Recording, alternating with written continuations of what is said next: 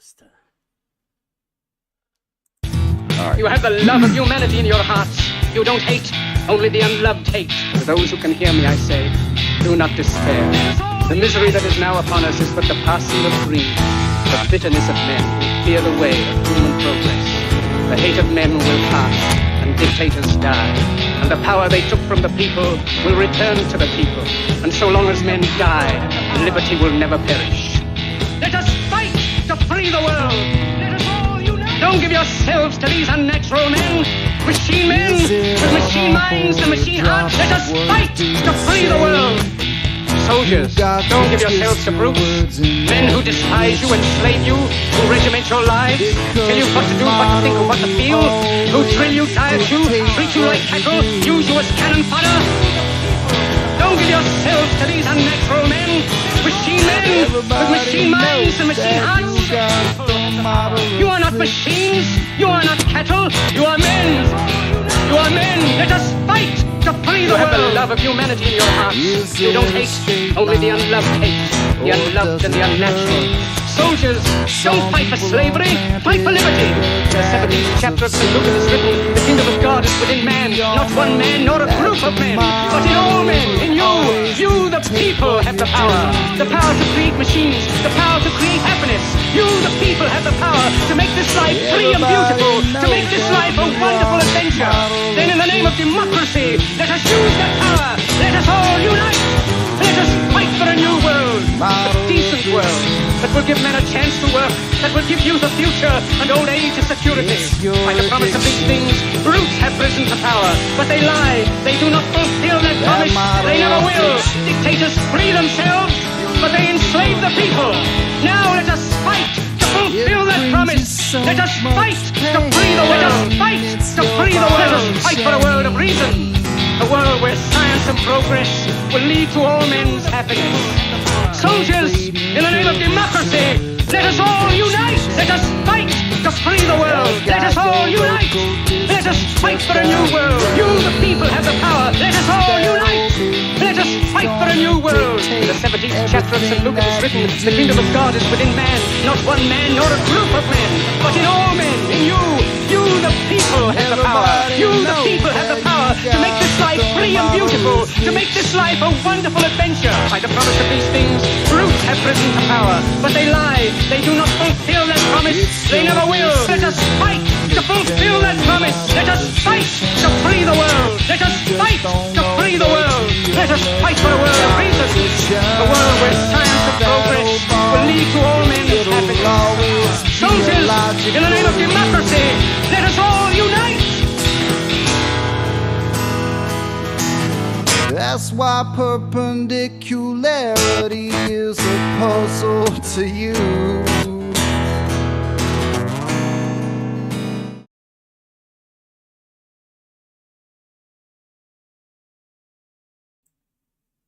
And we are live. Welcome, everybody. I messed that intro up, probably. Not fixed. It's fixed now. Thank you very much. Sorry about that, people. I try not to do that, but every now and again, you know. Welcome, everybody. Model Affliction Monday. Seems like there's a lot going on in the world of the model afflicted. Drama central. Sorry about the intro. Yeah, we've got loads of stuff to go over. Yeah, Arwin, the normally Buster songs we play, but Buster did a live. Did everybody see it? Buster went live session with his mate Shane. It was so great. Some of the best live music you'll see on YouTube. Anyway, so we'll get that link, start posting it out into the YouTube. Let everybody get that. Make sure that everybody's got Buster's live stream. He'll be doing it more. Okay, so what have we got? I did catch a bit of Arwin's stream this morning, and he didn't seem to understand what was going on yesterday. Blue and Mobius were having a chat. It's been building up ever since we first started the LIGO conversation, which followed on from the Lake Pontchartrain, which was a hump. So we contrast that with a straight line. That's where we go to LIGO. LIGO is a straight line. To them, water level or level is not horizontal, whereas LIGO is definitely straight. So you get a chance to see and contrast the two of them together. Pretty simple, really. Blue says there's a 90-foot hump in the middle of Lake Pontchartrain. But then just a little bit further down the road, you've got LIGO with 2 miles of straight linked to another 2 miles of straight, 2 right lines. So that's what happened yesterday. Finally, we managed to get Blue to feel brave enough to accept the conversation, at least with Mobius. And as you saw, Blue had some demons there he needed to brush off. Just about every one of the geometric arguments that he's been probably practicing for quite a while. Mobius just gave him the chance to do that. Just to brush the cobwebs off these arguments. 5.5 hours worth, which is a marathon.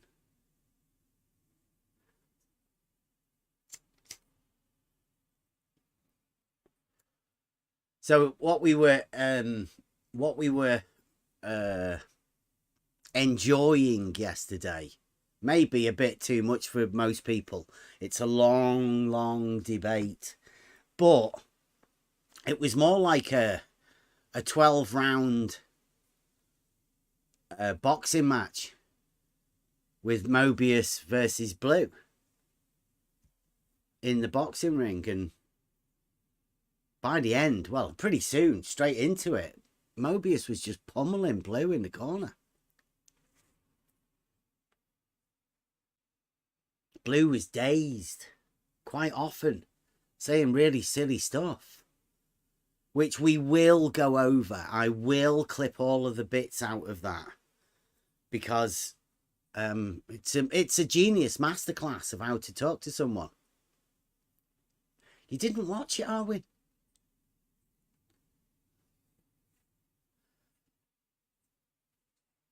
It was just about a straight line and how Blue Marble tried to deflect. Mobius did a genius job. It was amazing.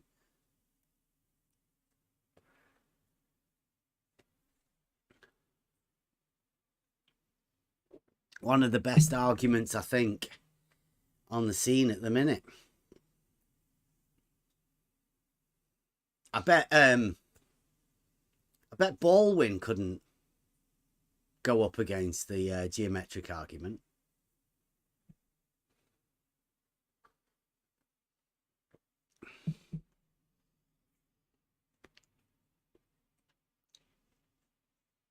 It's just the point that really, to drill it home, that Blue Marble doesn't have an argument after all of the time and everything that he's done in this arena, which isn't that long. He's only been here around 3 years.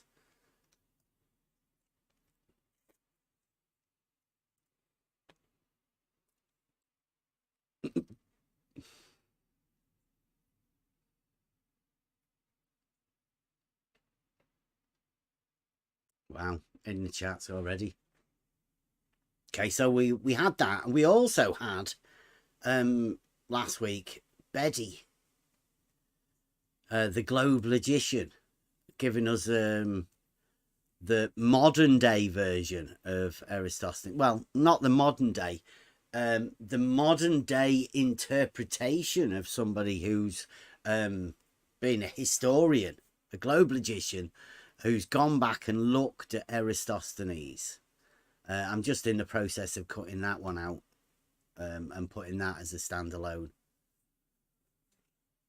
The globe logician, Eratosthenes. Which I think personally exposed a massive flaw. What do you call it? A stolen concept within the globe argument. Oh, Arwin, I wanted to let you know that that you didn't. You were given a bad representation of what Mobius and Blue were doing yesterday. You kept referring it to me, and I wasn't there. I wasn't doing it. It was Mobius and Blue for 6.5 hours. So you were misrepresenting, and I typed in the chat a few things to help you out, but it seems like you blocked me or something. So.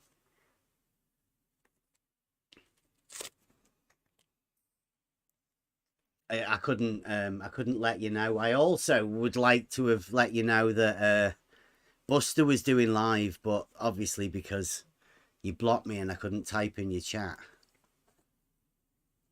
I couldn't let you know. And I don't think I know anybody else that was watching you at that time.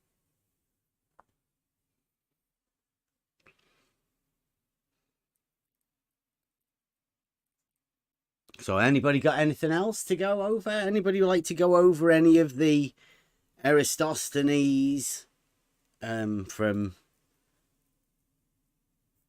Betty?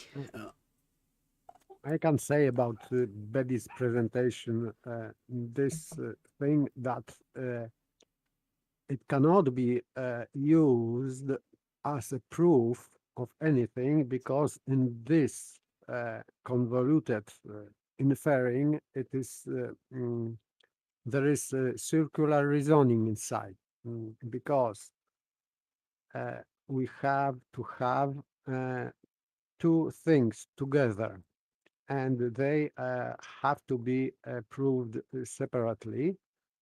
It means parallel rays, sun rays, and not parallel verticals at the same time.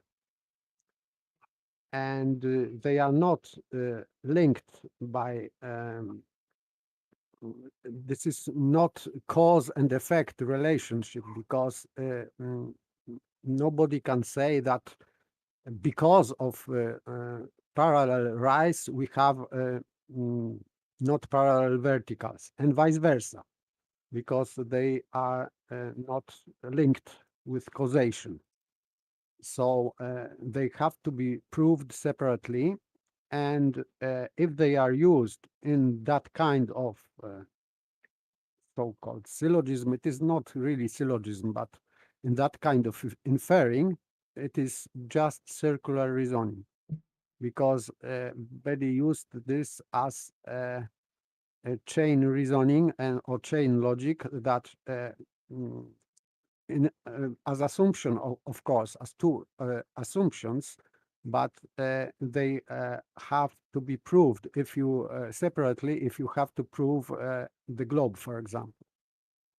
So it was not done. So in fact, he was right when he said, Baby said that he didn't bring any proof, because this, what he presented, cannot be a proof for a globe or anything, just it, because it is creating proof from that would be circular reasoning. That's why it is invalid at start, dead at arrival, as you say. We've got another picture as well. Come from. Do you want to see the? Oh, we got actually. Where's the picture before? Has anyone got that original? Let me see. Let me get this tablet on. Because of obviously Mobius and Blue yesterday. Here we go. Check that one out. Right, here we go. Look at that. Now, obviously, we're talking about LIGO. And there's a guy who won't be coming round here tonight. He's called Shike. Shike, I think we call him. And he's he dropped this in here. It's got Globe Earth wrote on it.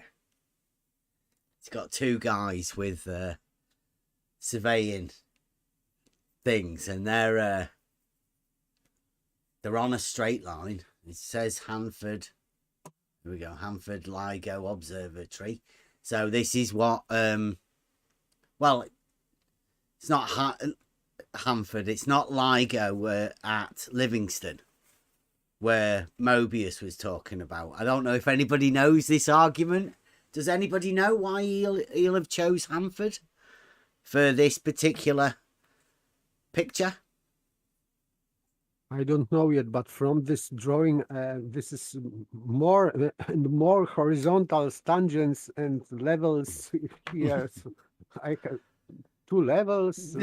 There's extra ones, isn't there? Two He's got horizontals. Yeah. Just he's messing around.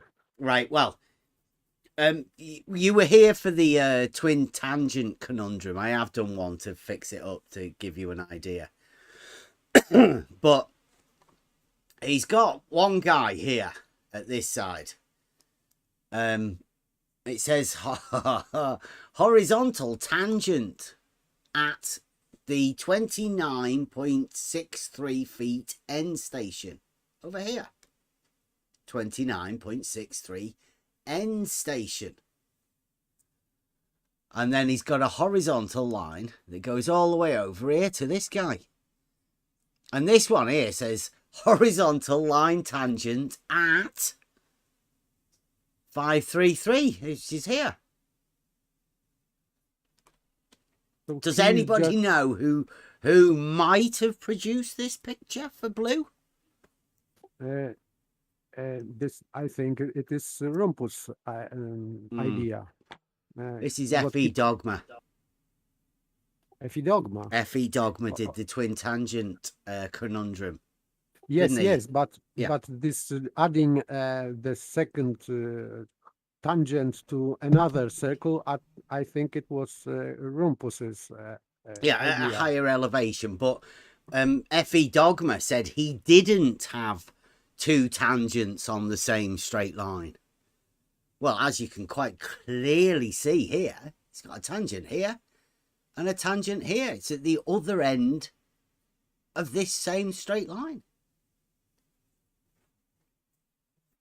It's an impossibility what I'm guessing F.E. Dogma is talking about here. It's just two tangents on the same straight line.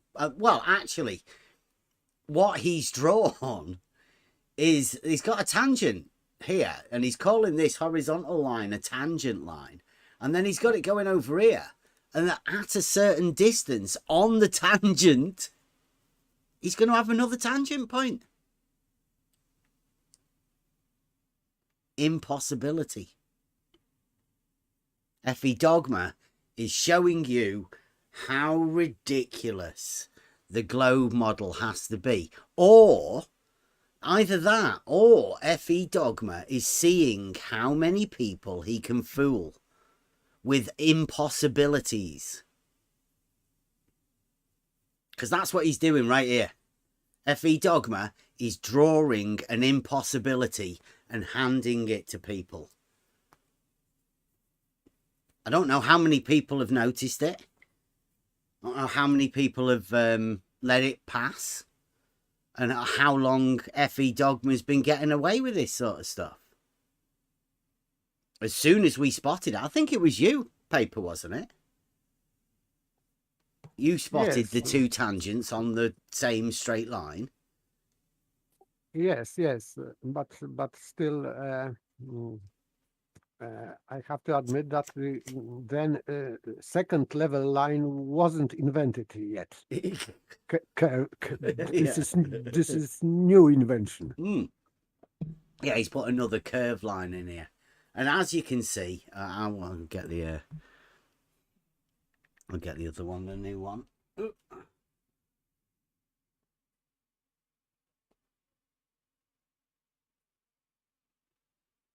So here we have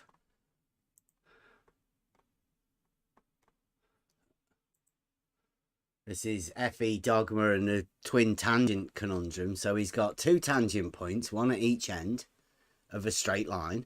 Impossible. And just for Buster, I've put this here. It says the equipotential angle of adjustment, which is this angle in between these two lines here. And you can tell this is the equipotential angle of adjustment because it is the angle in between a horizontal line and a horizontal line. Luckily enough, he's marked the globe Earth because it's the only place this thing occurs. You cannot get an angle between two horizontal lines because horizontals don't intersect in reality. Another slight mistake that should be a bit of a giveaway that FE dogma is lying to you. He's lying to a lot of people. So not only have we got two tangent points on one line, we've also got an angle in between two horizontal lines.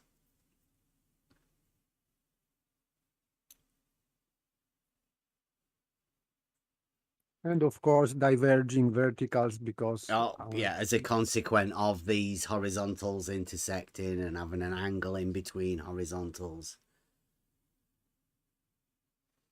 Literally, you're measuring an angle from one horizontal and then you're moving to horizontal.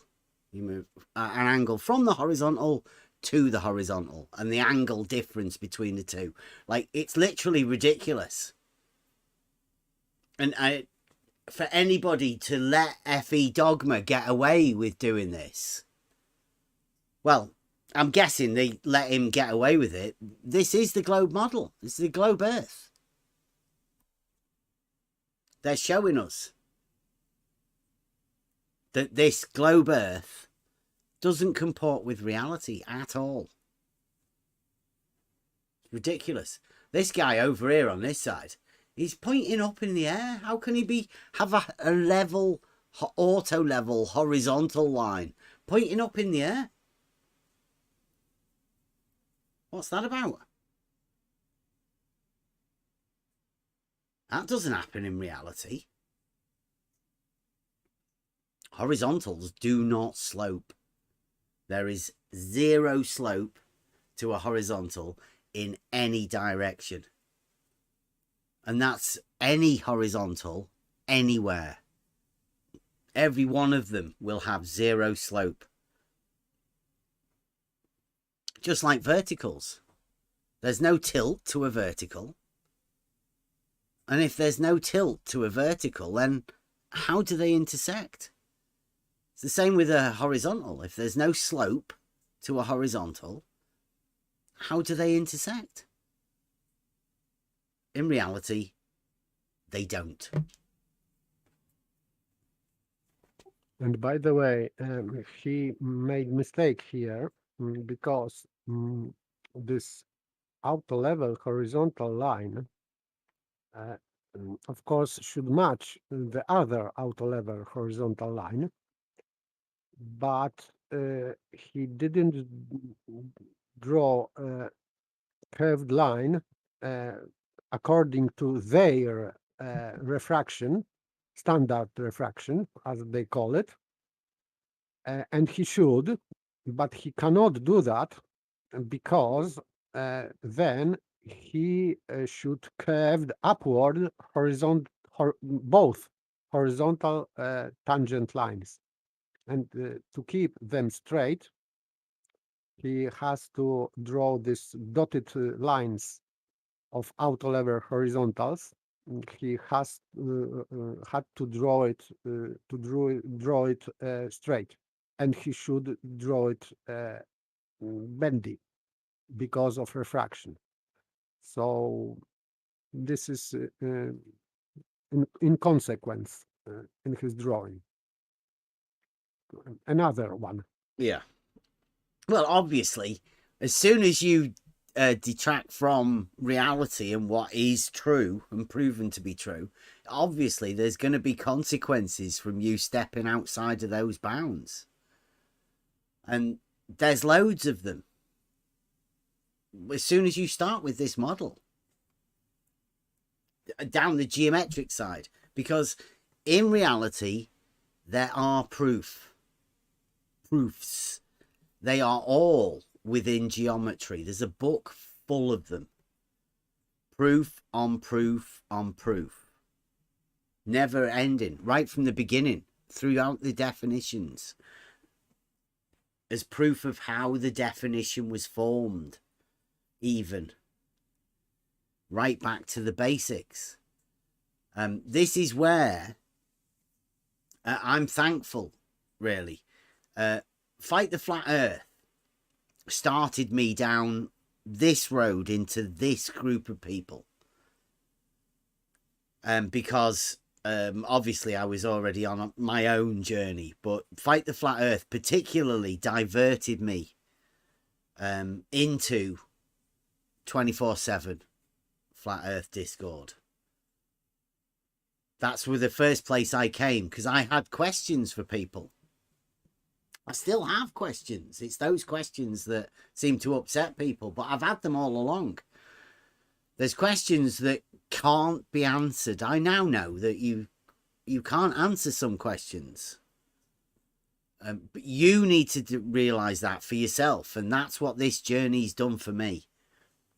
This journey has led me to ask people questions. I've come to the experts, supposed experts, in the globe model, bunny ears. And there are no experts. There are no arguments. There's less than nothing. My basket of globe proofs has been empty for like 2 years. There's nothing there.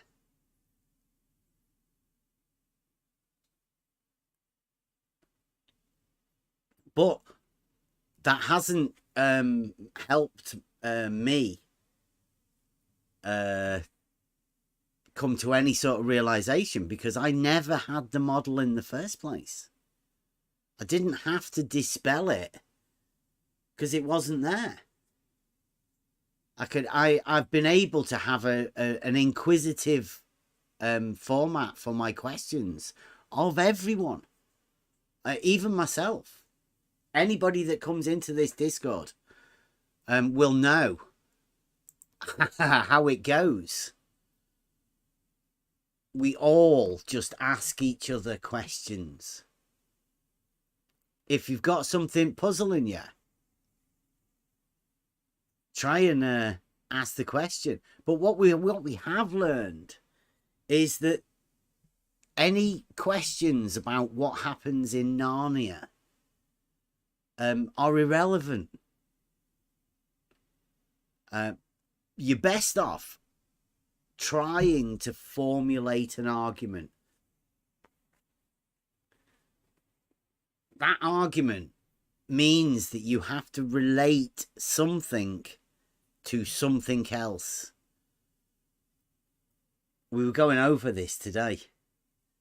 In order to formulate an argument, you have to both agree to something and then have a consequence of that you can argue upon what happens after that. But the realization is that there's no argument from the globe, because as we've found, they can't come to an agreement even on a straight line. That's how bad their model is. can't even come to an agreement on a straight line. So therefore, you cannot build an argument, even a geometric argument, which would be the most simple, basic thing. Consequent of a straight line is a perpendicular. The consequent of that perpendicular means you draw a grid system. That grid system has parallels. So a natural consequent of the geometric system of a straight line is that grid system. And then that grid system extends itself into the three-dimensional grid system that everybody knows. There's no curvature to that grid system. It's squares. Squares only exist in Euclidean geometry with planes. You have to have straight sides in a square. Yeah, have to be. Not curved, because if you have curved sides in a so-called square, you should use pi in calculations. So it would be not just straight line squared. We've got to go over pi at some point, because that's a fascinating thing in itself. Along with looking into geometry, and then learning the basics of the logic formed in the trivium midweek. Shout out, Raven. The trivium helps you build up the understanding of how the geometry was made, how geometry was described, let's see. Because to me, geometry is just logic wrote down in the simplest way that you could, starting with a point and a line. It's beautiful, really, but it's at the most basic you could make anything to give people a firm understanding of how to understand what's going on. Everybody knows that. Circle has 360 degrees. A square also has 360 degrees. But not for the same reason that a square has a circle has 360 degrees. They're different. But they're not different. It's very strange once you start getting into geometry and logic to try and work these things out. You have to use your mental reasoning powers to try and come to the understanding of what exactly is being wrote down and how it works. And in that system, the understanding of how people's brains work, I think this is where we get to, is that in the geometry, he starts with a point and a line and a plane, and then he goes to perpendiculars and angles and all of that sort of stuff, and then at some point he gets to the circle. That's the first point a curved line comes in, and they call it a circumference. Up until that point, there's no mention of curve. But some people have already put a curve to things. Some people have already put that curved surface around a sphere at the initial plane, length times breadth, the one that comes definition 5.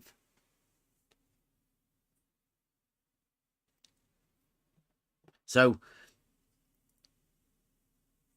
the model affliction hits right at the beginning of the foundings of mathematics, the foundings of logic, the grammar part, the identity of what a line is A line is length without breadth. Just ask yourself, does that line curve?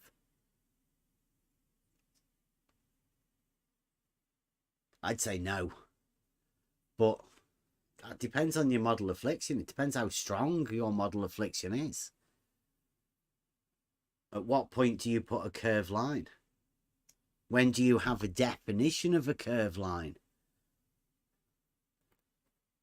Because the only one really would be circumference. And then you'd have an arc.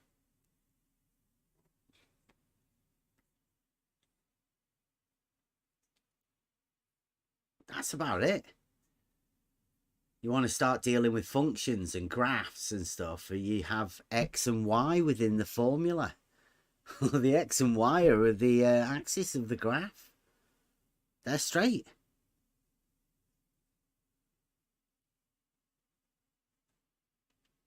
A lot of people have this model affliction, and I don't blame people for it either. Nobody can be blamed for any of this sort of stuff because it gets put in at childhood. Nobody should blame themselves, but it's hard to get rid of. A lot of people are struggling with it. How do you struggle living with a contradiction? When somebody points out you're looking at a contradiction here. You've been holding these two conflicting truths. Shout out, Buster. And you can't have two conflicting truths. It's just not possible. But if you do have two in your head, then what? How do you do it? Like, which one do you get rid of?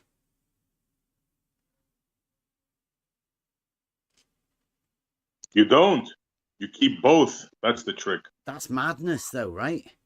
Living with that contradiction and knowing about it. That's the problem, right? You can go on through your life having these conflicting truths. As long as nobody puts them together,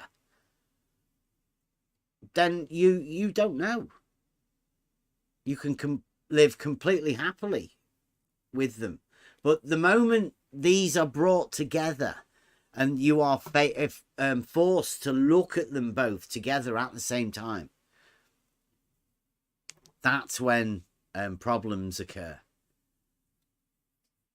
And that's like what Mobius did last night with Blue. Mobius literally took him there and showed him his conflicting truths straight out, like he laid them out in an argument, led him to them. And Blue stalled, paused, and then had some sort of defensive maneuver to get out of it. That was nice yesterday. Shout out, Mobius. Well done, sir. Yeah, it was a marathon. It's like 30-minute rounds, 12 of them. And I think it was a flawless victory, to be honest. Even with a couple of knockouts. A perfect demonstration of you can't debate geometry. We keep telling everybody that, but they don't listen.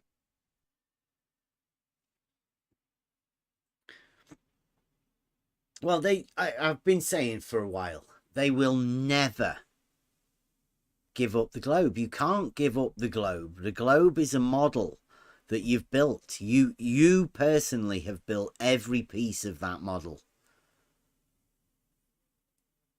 You may have built it around a picture that you've seen, but the rest of it, you've built every little piece of it.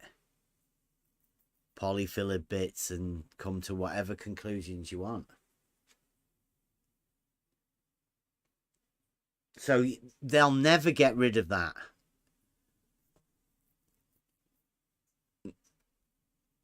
You just have to change it. To change it to get all of these pieces to fit into it. Some people are better at doing that than others. Well, it's easy for them to change. Yeah, they can change their model mid-argument into a more favourable position. Yeah. Especially if you come from academia, you're taught that, hey, no problem. If that doesn't work, hey, we'll just, we'll throw in dark energy or dark matter. I mean, it's standard Wayfair. Never admit you're wrong. Just add more stuff to make sure your model remains intact. It's amazing, and it's so in your face that I don't know what to say anymore. I was comparing the bendy space-time. A lot of people know that relativity and all of that, and it's out in space, bendy, curvy space-time. Well, turns out it has to happen here too. Straight lines have to bend. Of course. Yeah, here, like literally under your feet. That's There where was the a globe eulogy. model's made, isn't it? Yeah, there was a eulogy just the other day. The horizontal is gone. They buried it. The series of points. Yeah, Yep. that's what they've got to do. They have to do that in order to build a model mentally. Because obviously straight lines and planes don't curve in reality.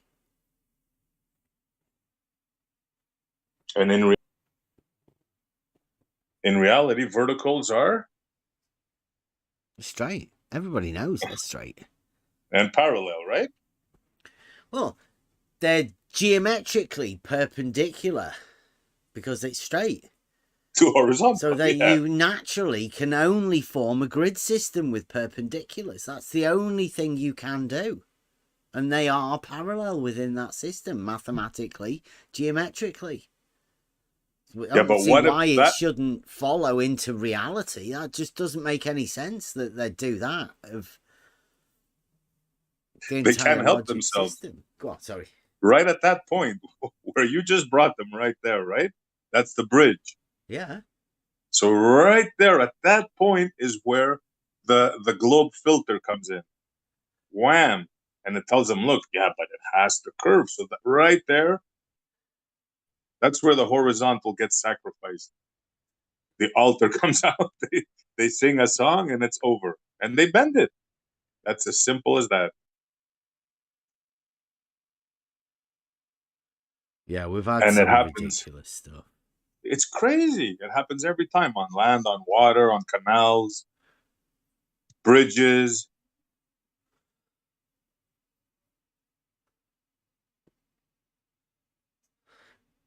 Yeah, we've had some fantastic things been told. Personally, I think over the last week or so, we've had people coming in here telling us quite simply that the globe model just doesn't comport with reality. Now, their model is finished, bro. Yeah, there's a lot of people that have built their models around reality, but they've forgot about actual reality, the stuff that's provable in reality. You know what's funny? It is Monday today, right? Uh-huh. Free for all Monday. Okay. Model affliction Monday. No, a model affliction. Yep. Perfect. Now, this is just... We did them in reality, right? But even in their fantasy and their model, their James Webb telescope just recently destroyed their Big Bang Theory. Another destruction of it. Forget about axis of evil and all that killed it a while ago. But now they have new proof that kills the Big Bang Theory. So it's like multiple assault, land, air, sea. Probably why we're in such a state now, because all of these contradictions that people have obviously been living in. Like, now, you've got two solutions to this, I think. Either people are willfully ignorant, or people have been dumbed down enough by media, TV, advertising, the water, medication, all of these sort of things. This is a down perfect enough example. to not notice these things. No, but listen to this now. The James Webb, right? This is a perfect in their model, right? They found something wrong, right? They found that, well, first of all, let me tell you what they found. They found that earlier galaxy formation than they thought, right? So now we have two choices now, right? We can say our model is wrong. We got it all wrong. Or what I think they're going to do now, they're going to come up with the explanations now. The model afflictors, they're waiting now for the official explanation for this. Watch, this is what's going to happen, man. I've seen it happen before. Watch and see. They're going to explain this away now. Of course, there's loads of them. There's all sorts of people that'll be able to explain anything away. We're literally living in the bit of the people that can explain how a straight line can be both straight and curved in order to formulate a model that doesn't exist in reality. People can explain anything away. Just got to be willing to hear the story from them. Notice there's nobody coming in tonight. Nobody really wants to show the globe model because I think it's gone. It's been proved ridiculous. There's no argument coming from the globe side. It'd be too Nobody wants to embarrassing challenge to come in. Yeah. Nobody wants to challenge the James Webb. Oh, come on, guys. I think that maybe this James Webb discovery, maybe it is blinking eye to people. The stuff they say, I could go on about that. I mean, it's really fantasy. Like at this point, it's just ridiculous what they say. Well, yeah, that's the point about when you have reality, you're stuck to one thing, right? If there's a truth, it's there. That's the truth. The multitude of other things that aren't the truth, well, that's a lot more appealing to people, I think. All of these possibilities, and just imagine. Well, I don't like to do that. You want to hear another tall tale? Go on. When I heard this one, I had to rewind it and make sure I heard it again. Now check this out, what he said. They found a star, the oldest star, or some freaking thing, way back. How did they know that? I have no clue. This is fantasy land now. Okay. Right? Let's keep this in mind. Okay. The James Webb. So they found this, whatever, a star, I think it was. Now that star, the journey began 4 billion years ago, and it's the farthest thing they discovered, 12.9 billion years. But since the expansion of the galaxy, it's been expanding, traveling from 4 billion years to all this time. Now it's 28 billion light years away from us. Did everybody understand those numbers? Yes, especially light traveling through the vacuum. This is just amazing for me. I'm stuck on the actual distance, right? Oh, yeah. So, I mean, like, actually measuring it, it's impossible for that sort of thing. But let's imagine that you can bounce light, right? It's got to go that way and bounce off it and come back. It's twice as long a journey. Yeah. It's like, it's impossible. Yeah, that part for sure is mental. But the other part that they said, can you have a universe that's 13 billion odd point something years old and have something that's 20.8 light years away from you? Absolutely not. It's ridiculous. you can't even measure a thing. So they're obviously making these numbers up. So they can make up any numbers they want. But I think, like FB Dogma tried to do with the twin tangent thing again, half of this stuff is showing people ridiculous shit, right? Impossibilities. And if you can get somebody to believe an impossibility, then how much power do you hold over them? Because that's Crazy. true Like, magic, isn't it? That's literally wizardry. Getting somebody to believe something that's impossible.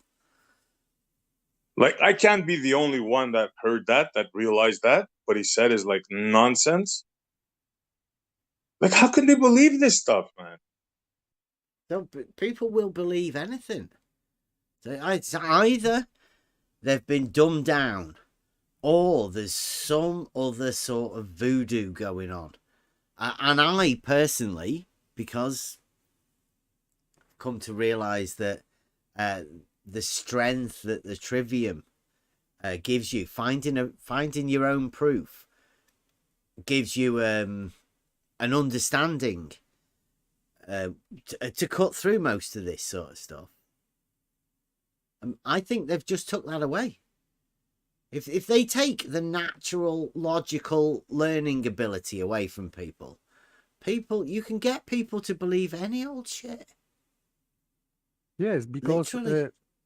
if you have trivium or this part logic gives you knowledge how proof is created.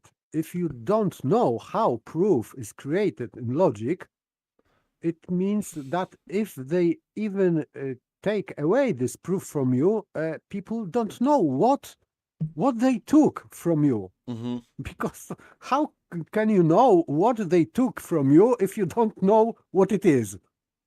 So maybe, and they are telling that the science is without proofs, or this is evidence is proof, and people are eating that bullshit because they don't know what proof is or was. Yeah. And I think it's even simpler than that, isn't it? Like when you go down to it, you can take these steps all the way back. There's no proof. Okay. How do you get a proof? Well, you formulate an argument. Well, it's pretty obvious that no argument can be formed in favor of something if there's no proof. So they don't have an argument. Okay, well, they don't have an argument. Why don't they have an argument? Well, you have to be able to go back to the beginning, the foundings of logic and to grammar, and to learn that in order to predicate upon something, to say something about something, you need the thing to be able to say something about it. Yes, so they cannot even produce first premise in argument, because first premise would be subject plus predication upon that subject. So if they don't have subject, they are creating some just fairy tales. So what can they do more? Yeah. They cannot. And as predicted, I don't think anybody will come. I mean, how could anybody come and get asked what's your argument? What Brian? We know they've got none. In order to have an argument, they would have to have something based in reality. And they obviously don't. They know they haven't. They're willing to tell you they have no proof. And in order to get around that, they have no logic. They have no formulation of the trivium, because they can't even start off with the identity of a subject. The most simplest thing you could ever start with how to build a definition is a straight line. And they can't even predicate on that. That's how bad their model is. Literally. So if anybody wants to come in and we are going to be going over this sort of stuff, but it's not something that anyone can just hand to you. this is the sort of thing.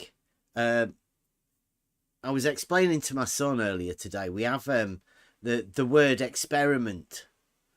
Well, it has more implications than what you think, because of the word, the root of the word, experi, which is experience.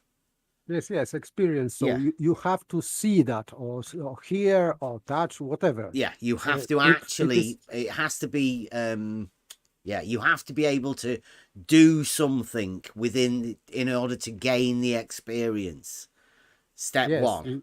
you have to see or sense some phenomenon. Yeah. You have And to register with your brain. well, that's the second part. That's the mental part, right? So first off, you see something, you react with something, you touch something, and then the second part, mental process. You realize something. You say, oh, if this, then this happens from it. And there's a process that goes on in your mind that reacts with that thing. That's the part of experiment. It's literally what it means within the root of the word, being able to link your mind to what you're experiencing. And obviously, once you get into the trivium, you then need to be able to express that as well. It's no good you doing it and then not being able to tell anybody anything about it. That's not really helpful. You need other people to check that and to make sure you're doing the same sort of thing. But that's what the trivium gives you. Now, I don't think that's been given to people to understand where the definitions of words come from, to be to build the logic and stuff.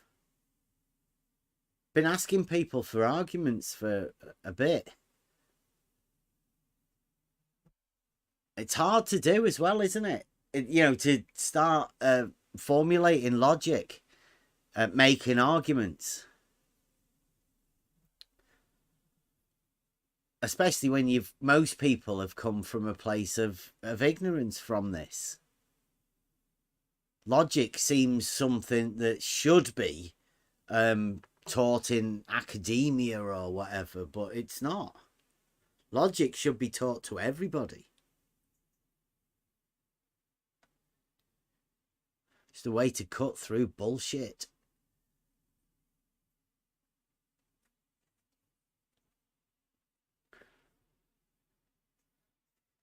And I think more and more I've noticed anyway, that since you find out that they haven't got an argument, then it seems like whenever they make even formulate questions or whatever, there's holes in them. They're not. You have to clarify what the questions and all of that are meant to be, because they're not formulated well. I think because, sad to say this, but once the model, there's a thing that goes on, right, of not being a flat earther, but coming into this, there's a reaction that happens whenever I seem to talk to somebody about whatever, anything really, but they always seem to go against me, which I think ends up solidifying their model more. Maybe I don't know. It gets confusing. The venom that we end up getting from all sides, it seems, at the minute. but just stating very simple geometric truths and proofs, obviously.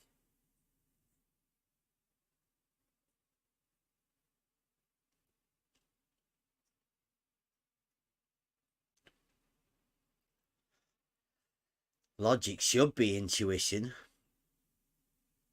I think. It should be natural. But it does need being taught, I think. And it's quite a hard process. Because it is different than the repetition and the remembering thing that most people have been taught. I say it should be easy logic, right? You get one excuse to make a mistake, right?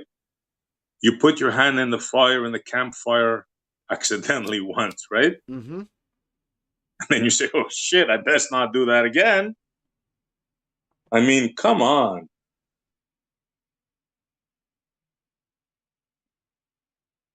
Yeah. Some things aren't quite as simple though, right? Because there's illusions within magic. Trick of the eye, trick of the hand. There's obviously that within conversations. But I think that logic and the trivium would hopefully put you in a better position whenever you are faced with somebody who is willing to be less than honest, let's say. Whether they have their own motives or the motives of a model or whatever, having a founding in the trivium should hopefully be able to give you at least an eye to be able to see it. But also along with that, you need to be able to have people to check this stuff with, to work it over.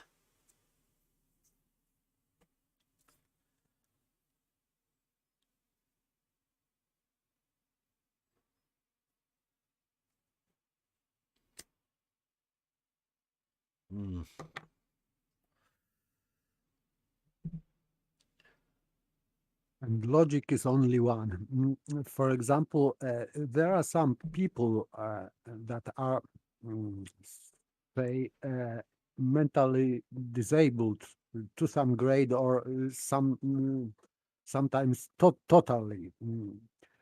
And they are not thinking in other logic instead of this logic. They cannot have. So there is no replacement for logic. There's only one. You are using logic, or you are not using logic. You cannot replace this logic we have with another logic. Can you imagine logic? Right? I mean, obviously, if somebody out there is thinking they are doing logic, how would they know? Right? I personally would say they're on their own. They're not asking people to check that this is working, the formulation of whatever logical arguments they're making. There should be somebody there to help them, right? Would you say that's a necessary component? Yes, unless you are genius, because some people can learn themselves, of course, but there are very few of them, these geniuses. But normally, yes, you need help, because people don't catch everything in reality, and good teacher is pointing out something that the pupil is not seeing. What he may see, but he is not noticing that he should, for example. I will agree with that. Like sometimes you might not see something where somebody else will, right? Granted, and Yes, vice yes, versa. yes. Granted. But once you're told, right? Hey, this and that, and you continue, right? And I'm not talking about an opinion, I'm talking about a fact, right? you're shown a fact, and you continue. I mean, this is the part I don't get. They are stubborn. It is a matter of will, unfortunately.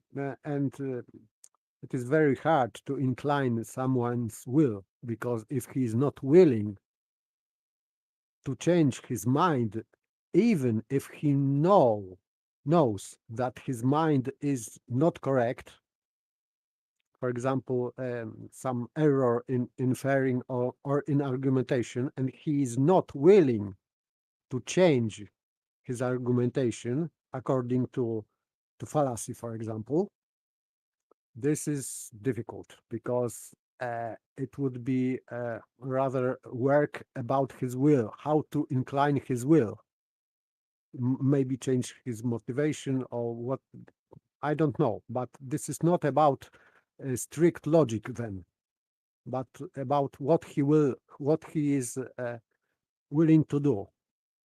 So I think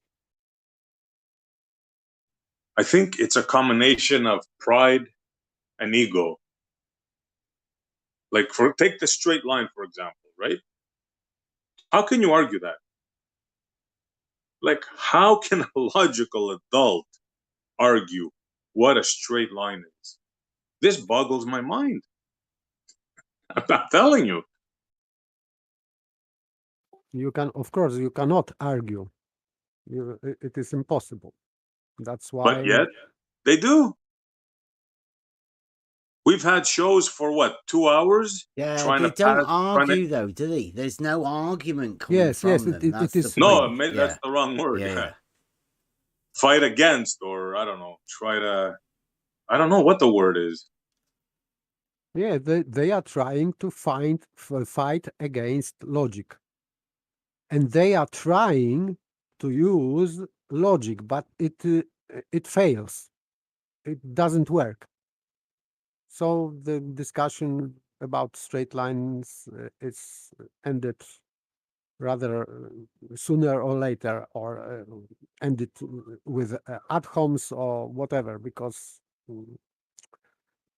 some people need just confirmation that even if they are wrong, they want the opponent to confirm that they are right, to feel them, because maybe they will feel better for a while. I don't know, but it has nothing to do with logic. Maybe only with psychology and will.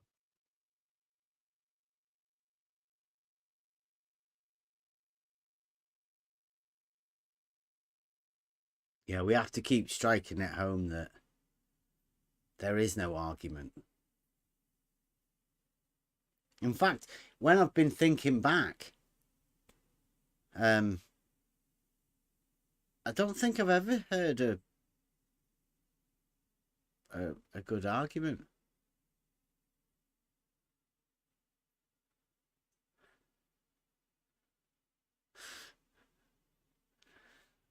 Is somebody thinking the shadow band?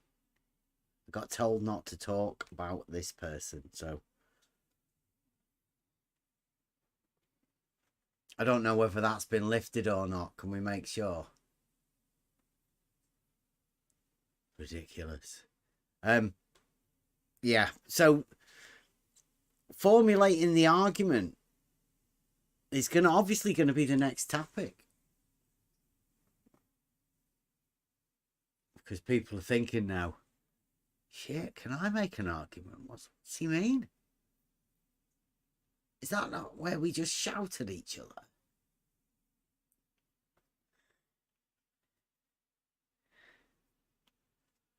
Yes, for example, on blues with Mobius,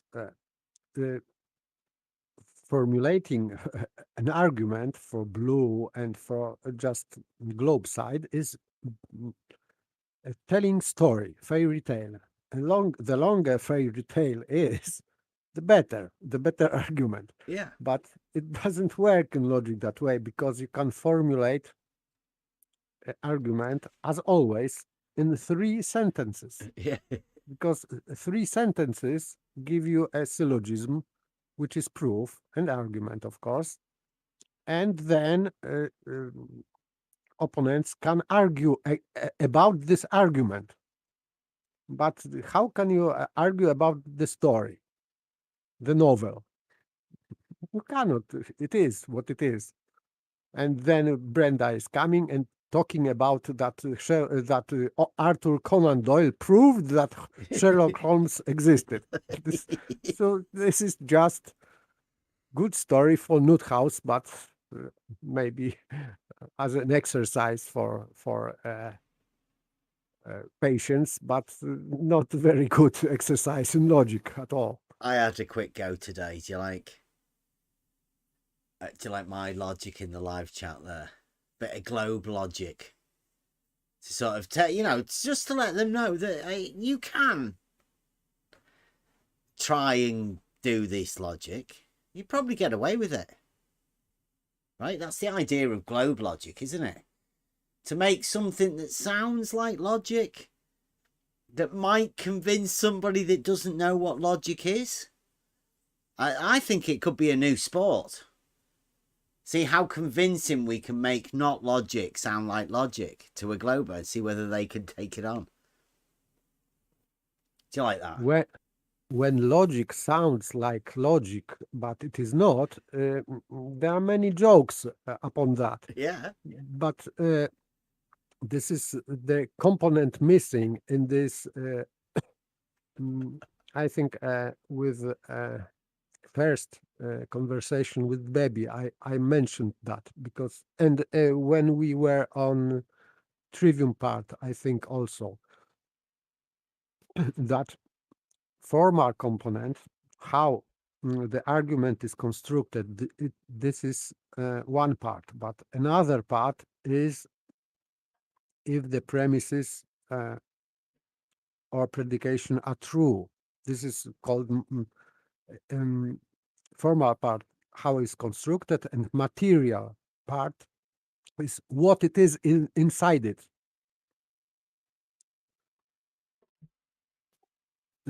Because empty form has to be filled with some stuff inside. And then it is true, not just empty shape without stuff. Yeah, so I like this way of doing it backwards though. Go on, Cara, sorry. And then if you have 2 components, you can create you can create argument, because if you have only formal side of it, you can create non sequitur arguments or argument on the fly. Like, this is my favorite. If the grass is green, then I will live 100 years. This is my conditional. The grass is green indeed. Therefore, I really will live 100 years. So this is properly constructed modus ponens, but it proves nothing because it is nonsensical. There is no link between premises and conditional and outcome. This is non sequitur. You've But not you can do that. minded your P's and Q's, right? You've not put your P's and your Q's through your mind to find the link between the two. There should always be. It should follow, right? There should be something to link the two together. This is how you do it. There is an argument for a globe. I imagine that argument, therefore, 'tis globe. That's, see? Is that, what do you reckon to that one? How does that sound? That's globe logic. You'll notice with globe logic, right? It always ends with "'tis globe," right? That's all you need, really. And then you need something that could possibly sound like logic to formulate. But it is rather joke because the literal joke would be there is an argument for globe. I imagine globe, but I imagine only argument Yeah, that yeah. makes it more Exactly. funny. Yes, Yeah. because how can you imagine argument about thing that you cannot imagine, for example? Yeah. So It's it is genius. So you bring it, you affirm it into being. Yeah. And this is the way people can comedically learn logic, right? You learn the logic through how ridiculous it is, the reductio ad absurdum type thing of the logical structure, which hopefully should teach people the actual logical structure, because as Yes, soon and as you start thinking about it, the pieces start fitting together, don't they? Logic, logos sort of grabs you. yes, many We better be comedians, careful not to Penrose ourselves, though, many when thinking this logic. I think all comedians, or maybe nearly all, are using, for example, reductio ad absurdum as a joke, and this is very funny for the public. They all jokes made by comedians are based on uh, paradoxes and that logic jokes. It looks like logic, but it is not. Yeah. Well, I like my one. There can be no argument in favour of the globe. There is no argument in favour of the globe.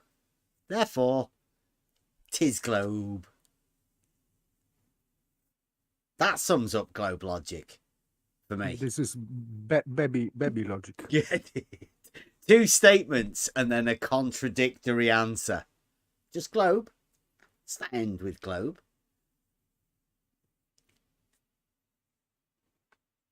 Try it for yourself. Just all you've got to do is try and find one. That it always has to end with globe, right? You have to end globe logic with 'tis globe. Try and get something that actually fits together, that ends up with the globe within the argument. Try it for yourself. It's impossible. It's easy. It took me about a minute to come up with that one. Yeah. With the joke one, yeah. Yeah, just start backward. You start off with his globe. That's that's your all you gotta do is come up with the other two. Throughout that, you end up with a proper formulated logic. You realize that you can do these arguments. You can set these things up in reality to actually give you answers at the end of them.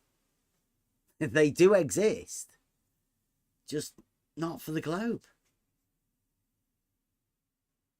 Did hear a couple of conversations today about proof, and I don't know whether people have been getting mixed up about it or not, but like we've just said, there is no argument for a model, and if you can't have an argument, you can't find a proof, so there are no proofs for it.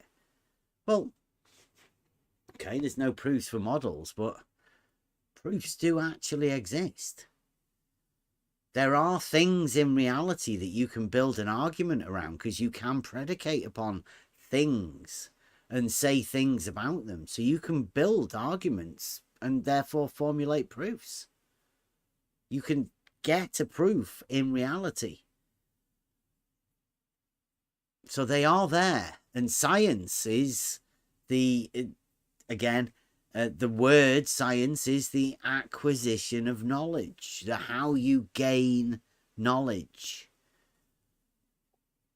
Like Aristotle states, through syllogism, so proof or argument and conclusion from that argument, which is true, conclusion, this is your knowledge. And it has to be certain knowledge. So premises have to be confirmed or based on axioms or common notions, for example. And conclusion is solid. It means that is true, and you gain knowledge from that. Not just opinion and just some kind of certitude that we are pretty sure that it is that way. No, you are absolutely certain about something. This is that kind of proof. Logic proof can give you that. Yeah. You can be sure at the end, once you've put yourself and your mind through that process, and then you come to that conclusion. If it fits logically, then it's easy to come to that conclusion. It's simple. I mean, all of the best logic is able to be simplified down, like Paper said, into 3 easy sentences that can be understood by anyone. Should be, because it is there in reality. There's a truth at the end of it. Truths aren't hard to find. And that kind of proof, like syllogism, based on solid premises, is irrefutable. So this is impossible to fight against it.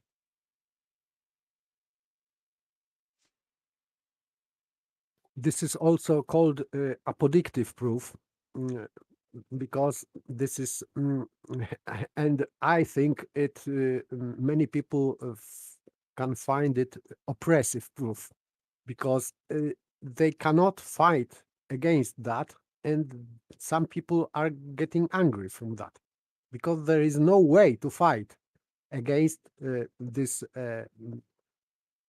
logic proof. It's irrefutable. So this is like banging a head to the wall. Nothing can change that. Yeah, I think that's what has ended up upsetting them. I mean, we've always been with the geometry, but once you get the argument so simple that just about everybody is sort of fighting to not talk to you, I don't know. Sort of all they're trying to do at the minute is put people off coming and finding how simple this argument is. They're probably teaching people a lesson to not use this argument, or not even try and think about using the geometric argument. However they want to do that. There will be lots of different ways of people trying to do that. I mean, they've been doing it for years already. It's not as if it's anything new. Just that I think at the minute, the whole thing, the whole arena's in an upheaval. It's been changing. I think, to be honest, I've been saying flat Earth is dying.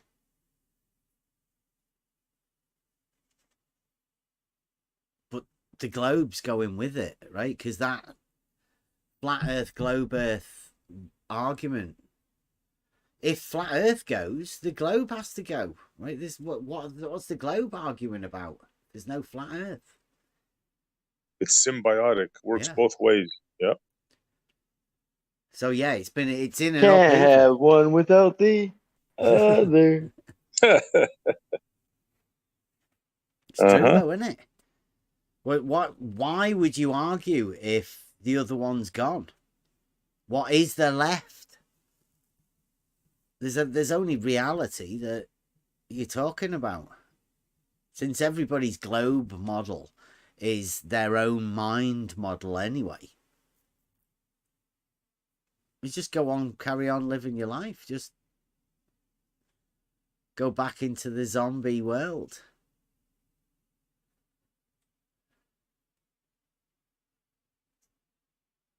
No, it's It's just like- a different zombie world now. It's like the guy in the Matrix. You know, he doesn't want to eat that gruel, right? He wants the steak, even though he knows the steak is not real. He still wants that steak. Put me back in, right? That's what he said. I don't think it works like that. I honestly don't. I think what what you're seeing here is Yeah, that's just a movie, Essie. yeah, yeah. Yeah, No, but I I thought it don't was think you can real. do that. I can't. Once it gets into your mind, this thing, you can't get rid of it. Are you sure? How about the guys that 100%. flat earthers and then they Can I give you a quick example? Well, I have coworkers that I work with who all know that I identify as a flat earther. Anything happening in the news, he will have a comment. Oh, it's because the earth is flat. Something like that. Do you know what I mean? But he's a staunch advocate for the globe. But any chance he gets to bring up flat earth, he will. yeah, but how about the flat earthers that go back to the globe? I haven't seen any real flat earthers go back to the globe. That's the only argument you can make, though. Because if they are real, though, that's what I was saying about the steak.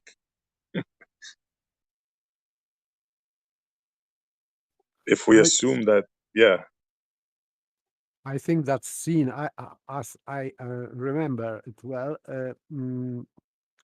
for me, it was about selling your own soul, just sacrificing the truth for your soul for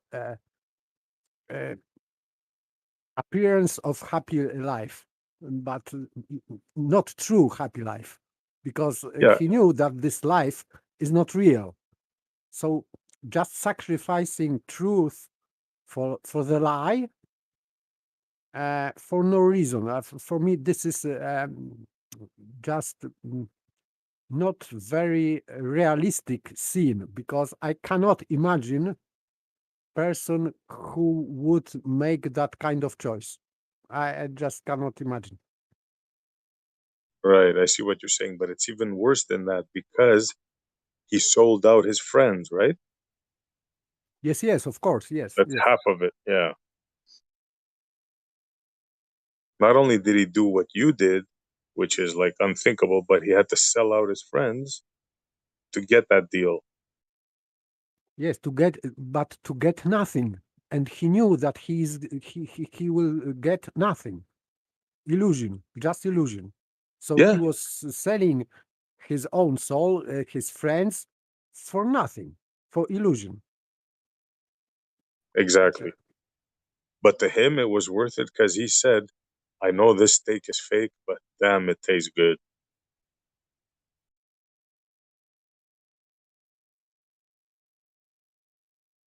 So they know the globe is fake, but damn, it tastes good.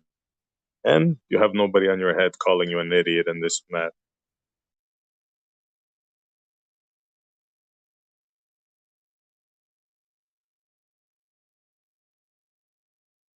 But like you said, just a movie.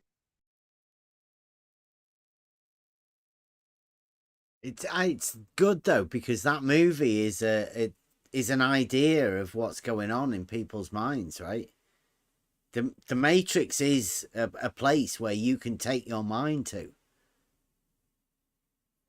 I don't think you can step back into it though.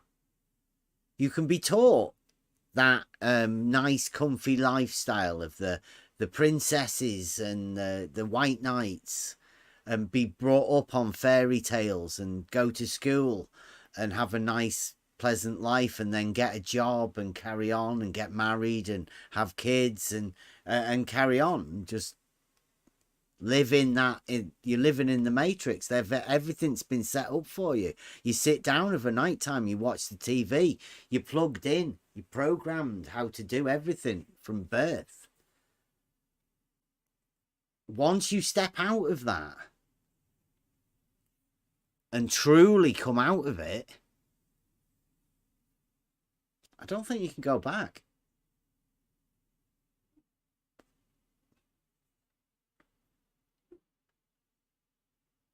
I couldn't anyway.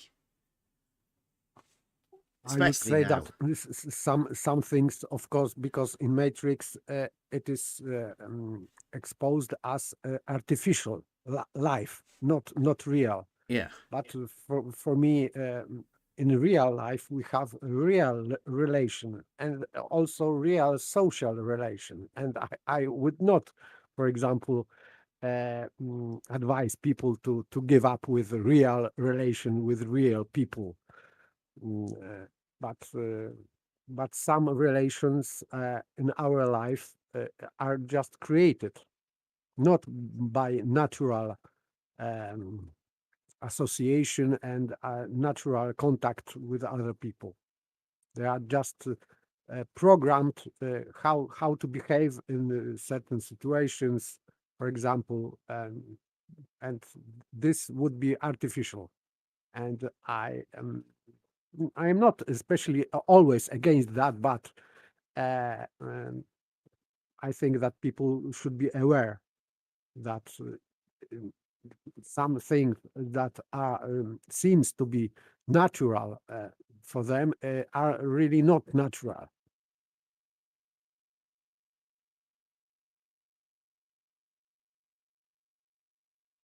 That reminds me of virtual reality, the new thing. Well, the new thing, the in thing.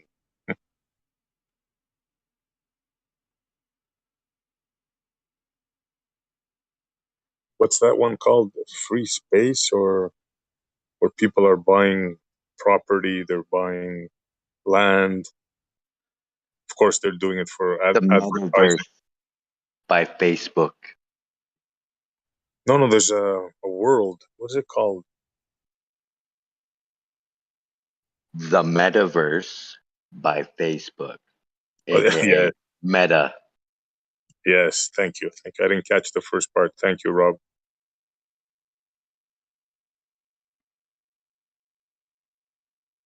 And NFTs, not real things used to create value. Yep. People are buying real estate so they can advertise because they know people are going to go there. It's crazy.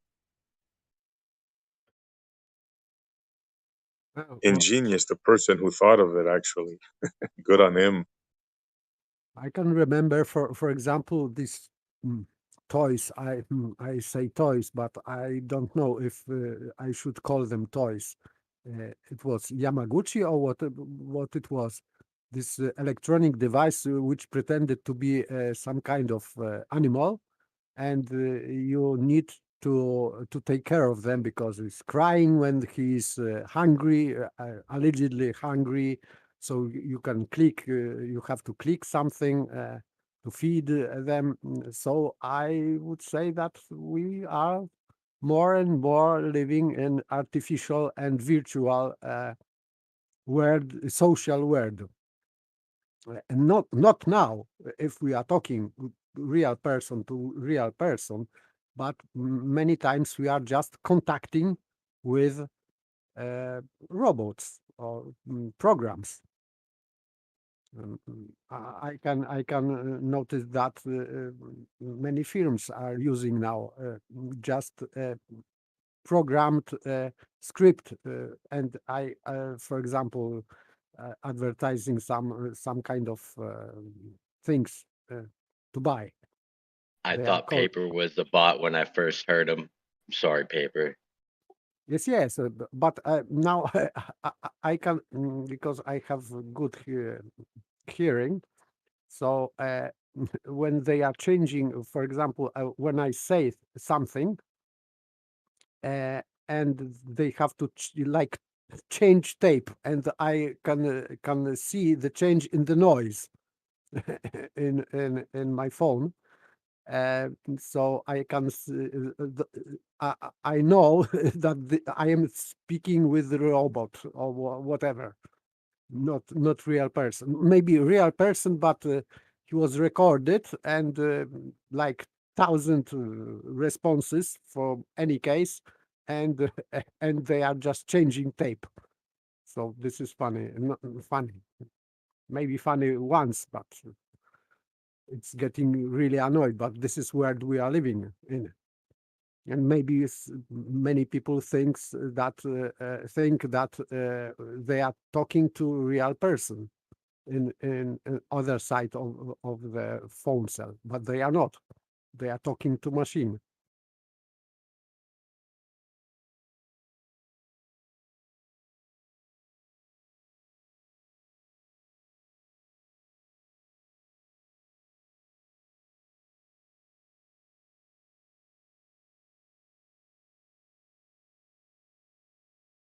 And a whole lot of silence.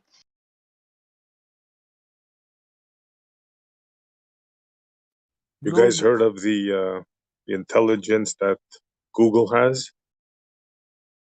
It's supposed to be this super duper bot that apparently Let me you cannot. guess. You read that somewhere. Well, yeah, obviously it didn't just pop into my head. It's all programmed. It's all programmed, huh? So you know what I'm gonna say there, Rob? You know what I'm talking about? No, because you're not programmed. Yeah, well, apparently this thing they bought it off IBM or something. The story goes, and apparently it's indistinguishable from a human being. Like, really, this one is for real. Apparently, that's what they say, and Google has the rights to it. So you cannot distinguish if you are talking to the robot or real person. Yeah. Self-learning.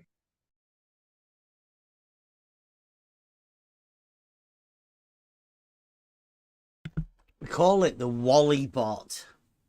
It's learning at the minute, and it doesn't come into VC very much. Just tends to stay in the chat room. Yeah, we have our own bots, but those are more like cyborgs. They're Well, half human, half. They're Yeah. halfway in there, aren't they? I mean, they always say if you get the military, they're always at least 30 years ahead. So these bots, I mean, I know I've been on Twitter. I'm sure people are on Facebook and all of that. You know when you're talking to a bot, but they're becoming more ready. Certain people will react to them.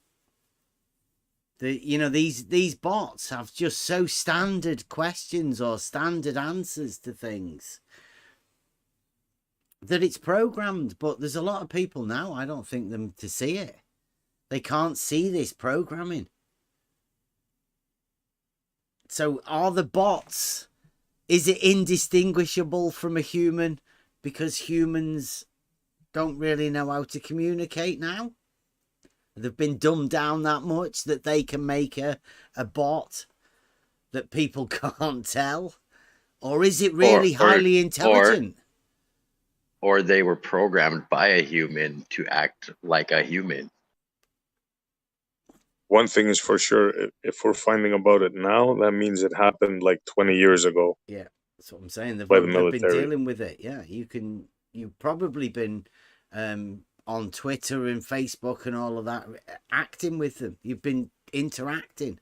You've been helping teach their programming, at least through the text, linguistically, to be able to understand the learning process.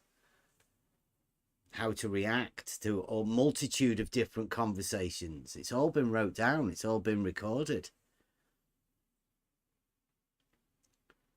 Standardized.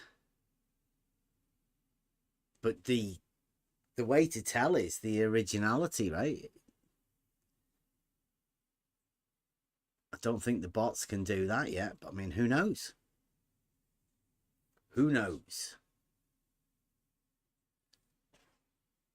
You heard about the one that claimed it was sentient? It had feelings, apparently. Or it was programmed to say that it had feelings. Yeah, we all heard about that one. The guy that they fired.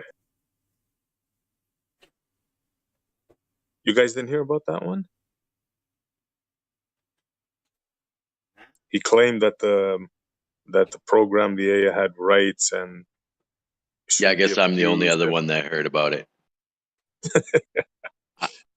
I've been leading along with you the whole time, SE. I just figured that dude got fired because he programmed it that way.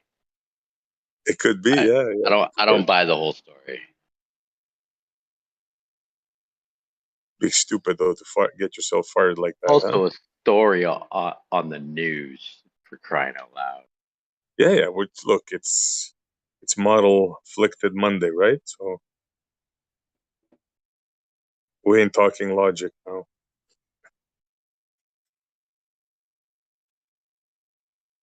It is an ideal one, that though, right?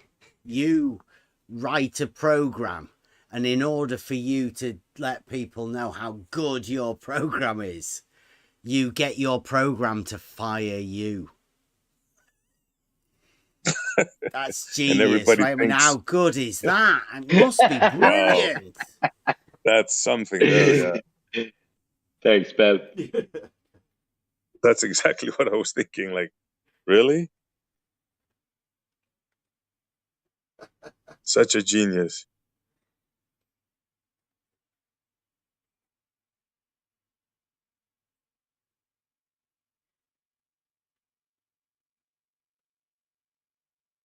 Yeah, I don't like. I say the models that people live with. I guess that's one of the ways that people end up getting around things. But I know how they brought in the new mathematics, the new geometries. They needed models to form it around.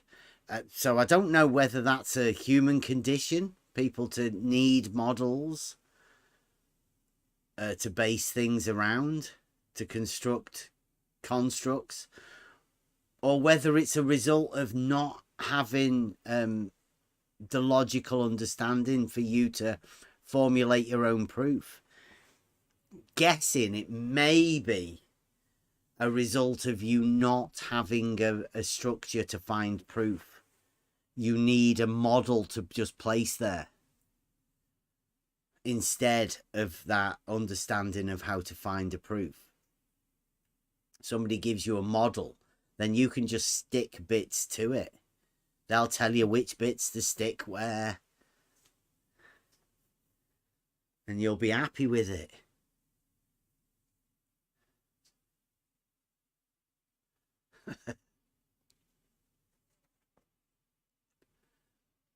It's interesting how all of this stuff plays out, isn't it?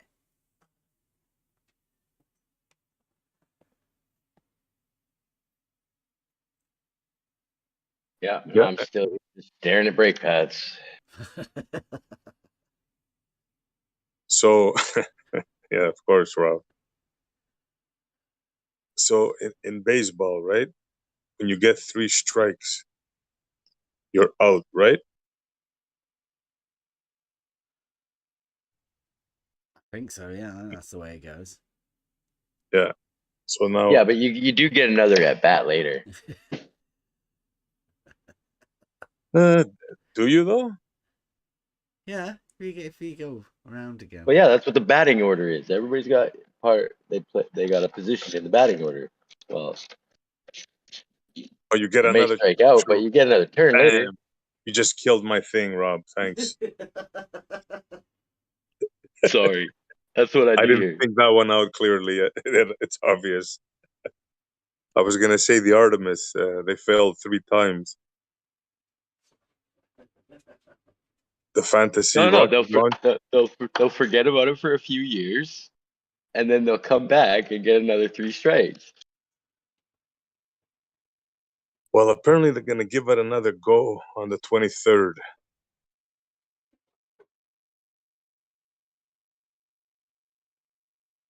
And then they're It gonna ain't leave it. going anywhere. Yeah, I know that. You know that. Keep kicking that can down the road.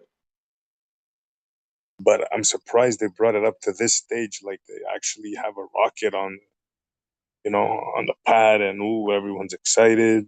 First Artemis 1, then Artemis 2, then finally Artemis 3 to the moon. Oh, they can't even fuel the freaking rocket.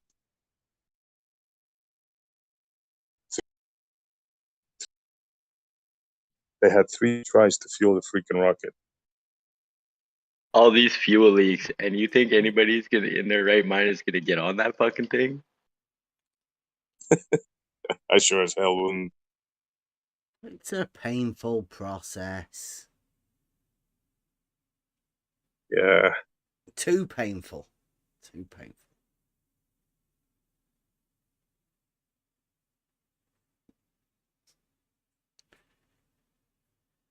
So let's see on the 23rd what happens. Well, we know what's going to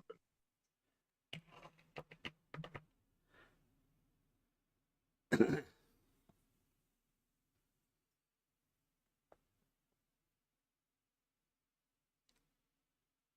So has anybody got anything else they want to go over? Yeah, it's gonna be so. It's gonna be so. They're gonna say, yeah, you can tell it's real because it looks so fake again. No, but imagine it's 2022, right? In 69, they did it without a glitch. Well, few of them, let's say, but they did it a few times, more than a few times. And now they can't even fuel a rocket. Fuel a rocket on the launch pad. Wow.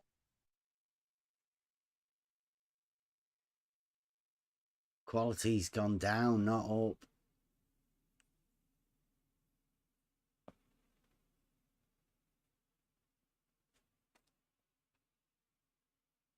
Yeah, it's obvious. They won't even challenge that now.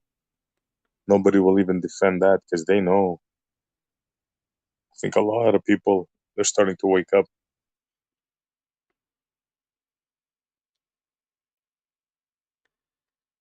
It's all a show, isn't it?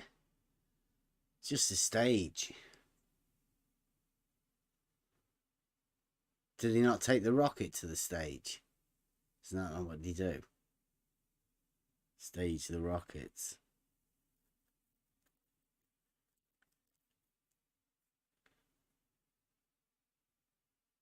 I asked them over on Geos, like, how many more times will it take for you to, to finally believe they're never going to go back to the moon? 5, 6 attempts, 10, 5 more years.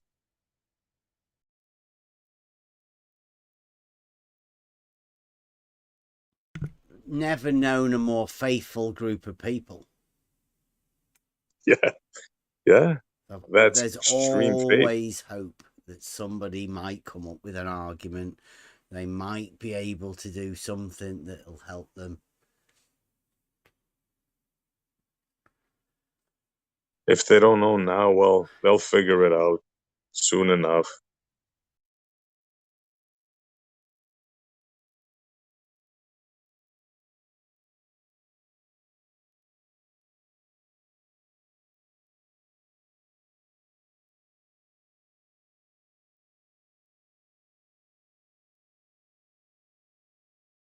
But they already went to the Mars, I think. So what's the problem with going to the moon?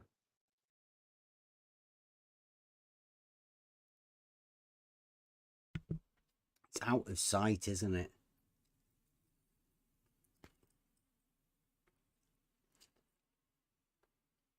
That one's easier to fake. On Mars? Yeah, the rocket goes up, it turns, falls into the ocean, and then the CGI takes over. You can't see that far, right? Yes, I like especially these old ones, these CGI. So because we can compare these old CGIs to new CGI, so we can see how crappy it was. It is now for us, and how crappy this alleged footage from moon is. So they use old cameras for purpose that you cannot see details, and but still it looks very funny for me. These old pictures from first landings, for example, it's just ridiculous. And always I loved space bubbles. So I am very jealous because many people have very good scuba diving gear for free, and they are paid for that. This is very good entertainment, and very expensive. And some people have it for free, and I am jealous. Of course, I mean, why? You know, if you have a big vacuum chamber, right? Huge one, and you know, I mean, you're gonna be in a vacuum. You're testing that suit for vacuum, right? Now, it would be very logical to me. You build a giant swimming pool and you test the suit in there, right? Yes, You wouldn't test simulating like working tools or stuff like that, setting up stuff. No, you would do it in a pool, right? of course they do. Yeah. And they show this is not some hidden thing. It is they overtly they are showing pictures and films how they are practicing in giant pools. Of course, I think this footage then is converted into real footage, and we can see people diving in water, and they uh, mm, they are showed to us as being in outer space. But sometimes the footage is, especially in old ones, you can see this space bubbles coming from their suits. So this is funny part of that. It's just crazy. Like, just the fact that, for example, let's take a military mission. If you were a general and you were to send your troops in a high mountain winter environment to do a mission, right? High up in the mountains. Obviously, you're going to send them, your soldiers, to train in the Sahara Desert for that mission, right? Of course.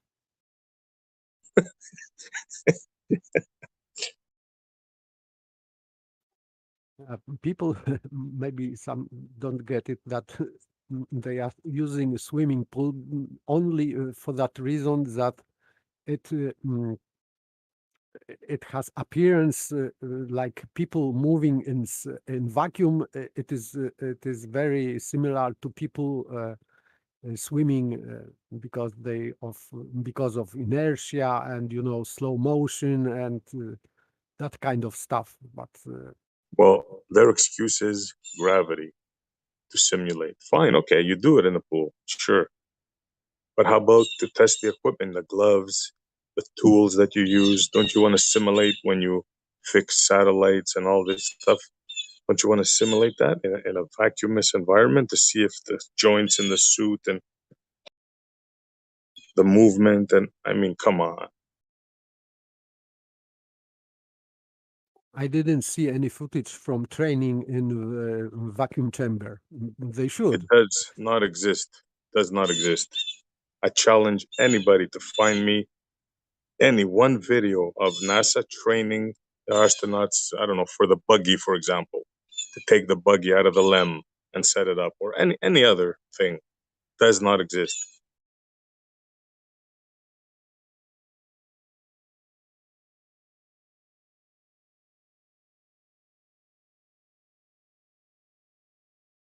Meanwhile, down here, the soldiers, especially the special forces, right? You've seen them when they have mock houses and they're all in a line. They break the door down, and one guy goes in, the other guy down, the other guy's checking the flank, the other guy's the back, and they practice it a million times. And this is here on Earth. But no, nothing like that for space missions. Yeah, they think we're stupid.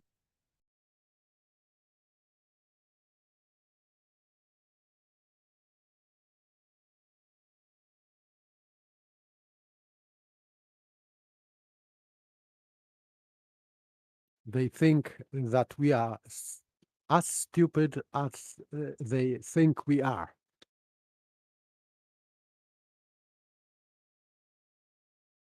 Well, a lot of them have bought the story, so I mean, I don't blame them. If I was them, I'd keep doing the same thing. 65 million a day, show them a few videos, shoot a few rockets up, let them land in the ocean. What a gig.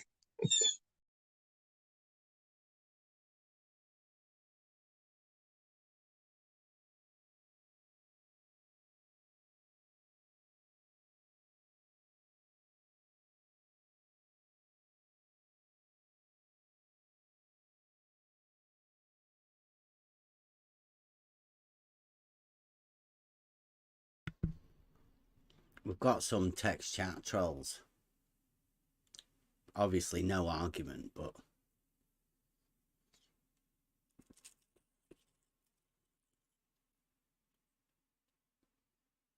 can you What are they saying? imagine? Well, God, the initial question was, can you imagine thinking the Earth is flat?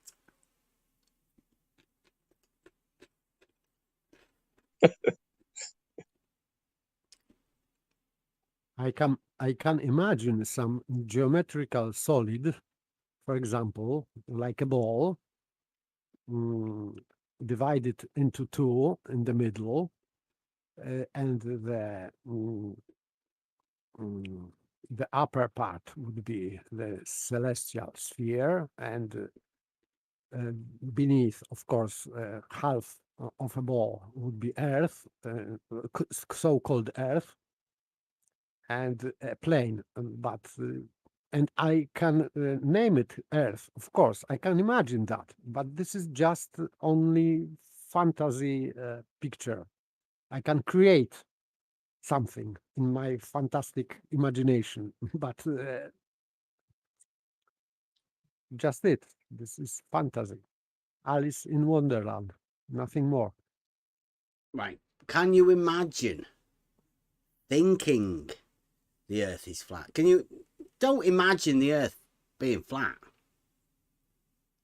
Can you imagine thinking the Earth is flat? It's a different thing, isn't it? It depends how you define word thinking. Because if thinking would be just my fantastic imagination, then yes. But thinking in a logic sense is proving or just getting the truth from your thinking and checking with reality, because that would be impossible. That's why I thought it was funny, because the actual question that the person in the chat was laughing at was a nonsensical one, really. Because especially as these people are the ones that say, imagine thinking the Earth is flat, like as though they're imagining other people thinking something. It's good the way they can do this. Like, I must have a big crystal ball. I bet it is spherical, right? The crystal ball that they have. This would be impossible process, because if you can imagine process of thinking, you will have to do yourself. So you are just imagining your thinking, not the other people.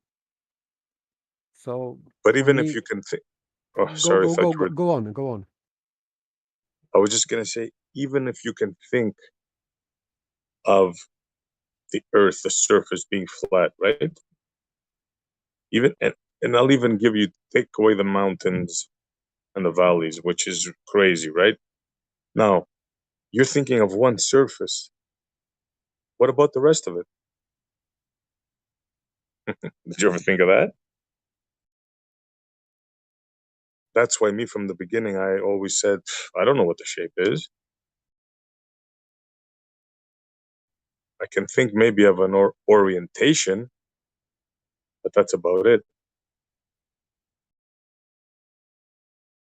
Even if you think it's flat, how about the rest of it? Did you think it out clearly? What's the rest of it? Where does that flat end? I mean, you got to be honest with yourself, man.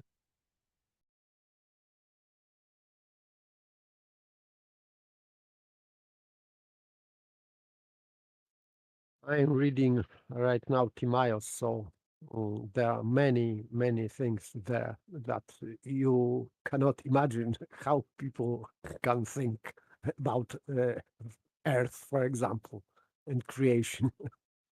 So I'm doing that only to refute Brenda, but this is some kind of fun reading this, but also Plato. sad. Is it? Paper. What? Say Is it again, please. Plato. Plato, yes, Yeah, Timaeus, Plato, Timaeus, yes. yeah. Yeah, I think I went in to go and go over that because that's the sophists, isn't it? Is that where they're talking to the two brothers who were like genius argumenters? There is no argument there. Is there not? There are That might be only different. stories, and he's putting to mouth of not even Socrates here, but this Timaeus and Critios or whatever, and they are just telling stories. They Yeah. are not proving anything. Sophists. It is a good argument, isn't it? Well, it's a good story to see how he plays with them. You know, like the whole play's laid out by Plato, but I think if Brenda has been looking at that, which I expect that they would, that's their argument. That's how they argue, if you know what I mean. Yes. Because there are some semblances of arguing or argument, but only semblance. Because, for example, if he is comparing elements to geometrical figures, and he's stating, for example, that the equilateral triangle should be referred to that element because it shows some similarity in his mind. This is just or joke or just I don't know, Nutzhaus. Mm-hmm. But and they then this guy Critios or Timaeus, they are inferring from that other consequences, you know. So this is very logical statement because of that similarity, triangle to that element, there are serious consequences in the world. So, you know, I don't know how to speak for this piece of literature, but it's funny, but if it was said that this is what the only dialogue which was read in the past by people, so I am not sure if it was good foundation for any education, because this is just bullshit. I didn't read anything like that, especially after reading, for example, Saint Thomas Aquinas, where just one logic statement after second following, and the whole book is written like that. And then I have, for the sake of argument, to read that, and I'm disappointed. I expected better from Plato, but this is just incredible. I didn't I think expect that. it's a lesson. I honestly think it's a lesson in paralogisms and how the elenchus works. I think personally. I think that Timaeus. So, what Paper's talking about is Timaeus, one of the works of Plato.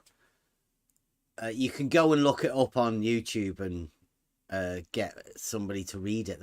We could do with somebody reading these books and these sort of things for us, because I'm not too keen on the guy that reads that one. There isn't a massive array of people reading these Plato stuff, but I think he does it quite well, actually. In the end, Maybe I am in the middle, but still, this is very convoluted and very unscientific, based on biases, many bias here, much bias here, and many unproven things, and many strange comparisons. For example, he is comparing Athens to ancient Atlantis or Atlantida, this island which was drawn, and he's comparing this to Athens, and therefore Athens are Atlantides or whatever. So that kind of argumentation, this is and mixed with the ancient gods and elements. This is real mess there. So it's hard to pierce through some this poetry and rhetoric and this kind of stuff, and to grasp some logical inferring there. There is very few statements. I find it very illogical piece of literature, but maybe at the end will be better. I don't know. I have to read to the end. it's a lesson in sophistry. I think it's Plato showing how Socrates didn't get on with the sophists, but in such a comedic way, right? It's a lesson in the reductio ad absurdum, and how comedy can be built around these arguments. I think it might be worth, once you've read it yourself, going and listening to the the scripted one, the guy where he reads it, because he does put certain emotions and inflections in to liven it up, turn it into a comedy. I quite like, that's one of the ones that I quite liked at first. I mean, I didn't like it too much. I had to get into it, but once you hear it a couple of times, it needs going over. I think one of the things within the trivium is to go over these, reenact these dialogues, and quite a lot can be learned from that one in particular, because it's the art of arguing without an argument, isn't it? That's what they're teaching. Yes, and sophistry is, and it is admitted there, because these persons which are talking to each other, they are bringing probable proofs. These proofs are very weak, and it belongs to dialectic. And it is admitted in several places in Timaeus that this is very probable, so we will use it in further inferring. Never uses logic proofs for anything, just probable. This sounds probable, therefore we will go with that. So this is how sophistry operates.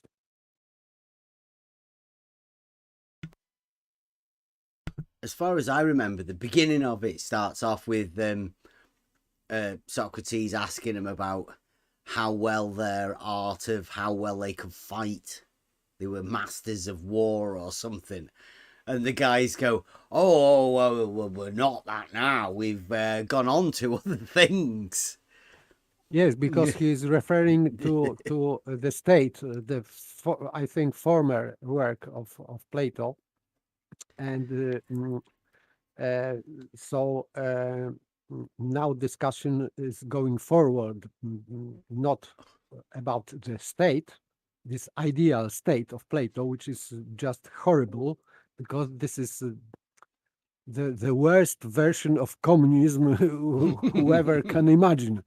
This is his ideal state, but now they are talking about origins of people, and of course Greeks, which are the best and always were the best, especially Athens. And that's why he's comparing these Athenians to Atlantidians, because they were estimated very much. They never existed, maybe, but probably existed. So it was sufficient argument that they existed, because it is probable. So and yes, and he's talking about the creation of universe, and gods and elements, and how they are moving, how they are related to each other. That kind of, this is just theology, or cosmology, which in Greek, in ancient times, it was the same, cosmology and theology. But this is not logical, only using probable arguments, very weak, and just Alice in Wonderland for me. It's good though that Brenda has mentioned something that we did talk about a bit ago, but Brenda bringing it back up has led you to do look into it. And I would encourage anybody that if you're in this arena, knowing the way now that what we know is there is an art to arguing without an argument. And as we know, they have no argument. And if you want to see how it was supposedly wrote down by Plato in history, then these are the playbooks. These are where the original arguments, the original sophistry, the original paralogisms, all of that sort of stuff goes back along with the times of Aristotle, Euclid, Plato, supposedly. And I'd say back then they're way cleverer than we could possibly be. Yes, they were masters. Some people in their times, they were real masters of sophistry. Now people cannot recognize it because they are not taught logic in school.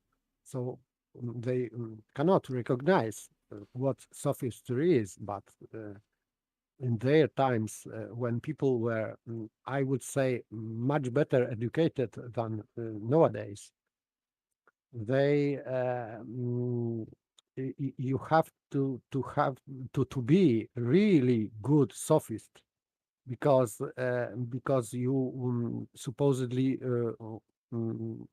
are to fight with very clever people, not stupid. Yeah, people who actually have an argument. You have to get around it somehow. Yes. And that's very skillful. You have to be skillful to be able to do that sort of thing. Who's that? It's Brian. All right, If you can hear me.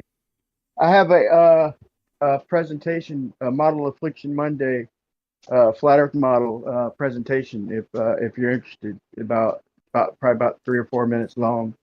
If you're interested, just today. Okay, a presentation, you say? Yep. We were challenged. That's more than the Globers bring, Brian. Thank you very much. Yeah, Blue Marble challenged us, and I think he thought somehow it was impossible or something. Us? So I Who just is on your team then? Who's the us?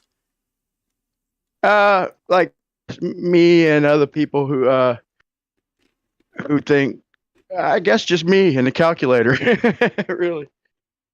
Okay. So what was the challenge? It's in the presentation, but he started looking up. Yeah, it's like a short intro and then just the formula and the math.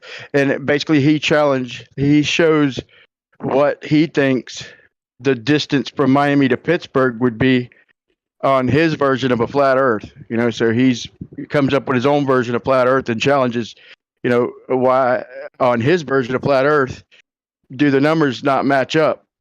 And so I think it was a big straw man, which is ironic because he starts off his video like he's addressing a straw man, but actually he created a straw man, burned it down. So I was just defending the model basically. So I have a formula on a correction formula, and to apply it to his exact angles that he points out, and to get the correct distance on the map. And it works for, everywhere in the United States, basically. Well, the distances across the United States will have been measured, right? Right. That's why it is already one landmass, right? Yeah, that's why I'm calling what he's attributing to flat earthers, me and Rob and whoever else, as a straw man, because he presents his flat earth calculations with no variables, no nothing, just and challenges anything different. So I gave him something different. Well, the distance from one place to another, do you not just get a map and put like a scale ruler on it and measure that? Yeah, basically. But if we were measuring using angles to stars, they don't think we can do it. What? And angles to stars? Yeah, he don't think I can triangulate. He don't think I can calculate the distance from Miami to Pittsburgh, or from Miami to anywhere for that matter, with using angles and a map. And that's wrong. Using angles and a map. You just get a scale ruler on the map and then wave a sextant around in the sky, measure a few angles. It's actually a little more complicated than that, because you need really an almanac, because you got to find out the point that the star is over. And a map is going to do you no good if that's all you have. If all you have is the almanac to tell you where the star resides overhead, then a map ain't gonna do you no good if you don't have that. And also the almanac is not gonna do you no good if you don't have the map. The map's They got both a scale on coincide. it, hasn't it? Yeah, but if you don't have the almanac, what good's that gonna do if you don't know where you're at? You're just measuring from one place to another. It's 2 points. Yeah, but what if you don't know where you're at? What if you don't know where you're at? You said Miami to Pittsburgh, didn't you, or something like that? Yeah. I'm giving. So you know Miami, and you know Pittsburgh. You could just put your ruler across it from A to B. Measure it. Never mind. Yeah, well, that's the example he used, and I'm trying to show him that even if we didn't know we were in Miami, we'd know the distance from where we were at, just from the math and the angles. Blue Marble wants you to do the presentation. I mean, do you want to do it? Have you already done it? Is it a video? Yeah, it's a short video. It's already a video. But no, Blue challenge, not me specifically. Mm-hmm. I don't think he challenged me specifically, but if y'all want me to do it, I'll do it. I mean, if you don't, obviously I won't.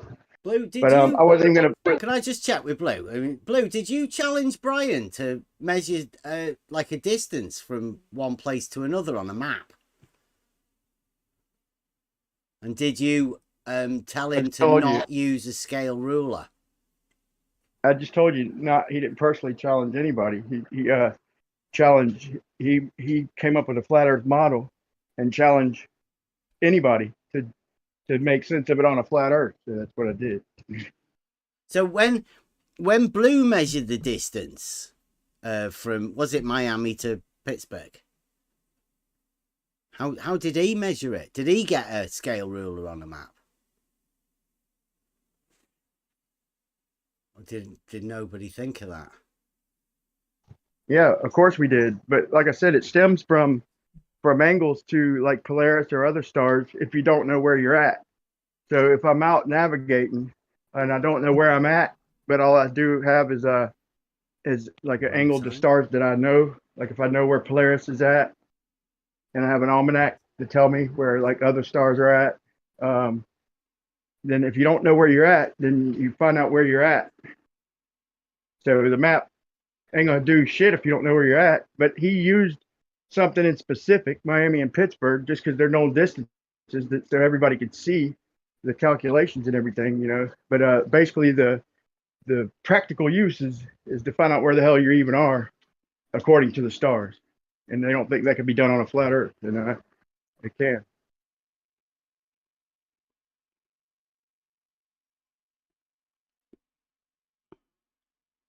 Blue says he doesn't even remember what you're talking about, Brian.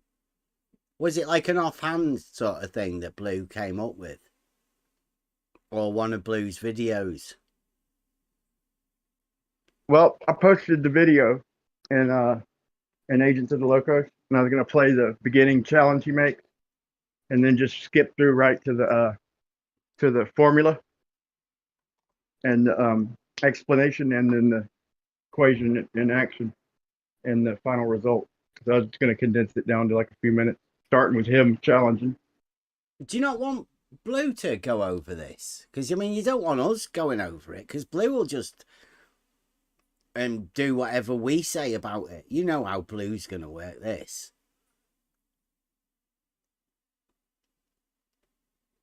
You know Blue's gonna take this and get a rebuttal, even from what we're talking about now. Blue's in Blue saying that he can't even remember what it was. Blue is rubbing his hands together Yeah. right now. I'm sure he's dying to hear this. You're giving them what they want, Brian. But hey, I'll fight for your right to do it, bro. Right behind you. But you know they will make fun of this like hell. Well, it's simple. They say that the ground's changing angles. I say the light's changing angles. They act like it's impossible to map out over a flat plane. That's goddamn ridiculous. So I came up with my own formula.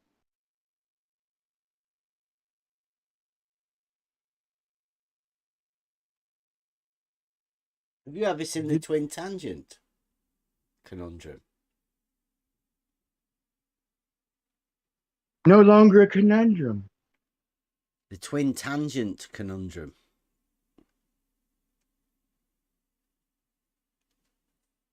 I've squared the circle. They put a radius to a square. No, I'm just joking, man. I'm not. Quite a few people have put a radius to a square. I was wondering if they're, you know, they keep saying that the surface of the globe is two-dimensional. I personally think that's ridiculous. I know that measurements on the two-dimensional won't match the measurements on a three-dimensional surface. That's the easiest way to indicate. I wonder if they consider the celestial sphere two-dimensional. They would have to, right? If the surface of their sphere is two-dimensional, then their celestial sphere would basically also have to be two-dimensional because they're treating it as a surface with all the measurements. So they've got just a giant universe, two dimensions. Crazy. And jump straight to space-time and call it a fourth dimension. Everything about it. Right. If you've only got two dimensions, how do you move away from that? That's a good question. How do they jump to four dimensions if their celestial sphere is two dimensions and the surface of their sphere is two dimensions? So that's just one of many questions I have for them.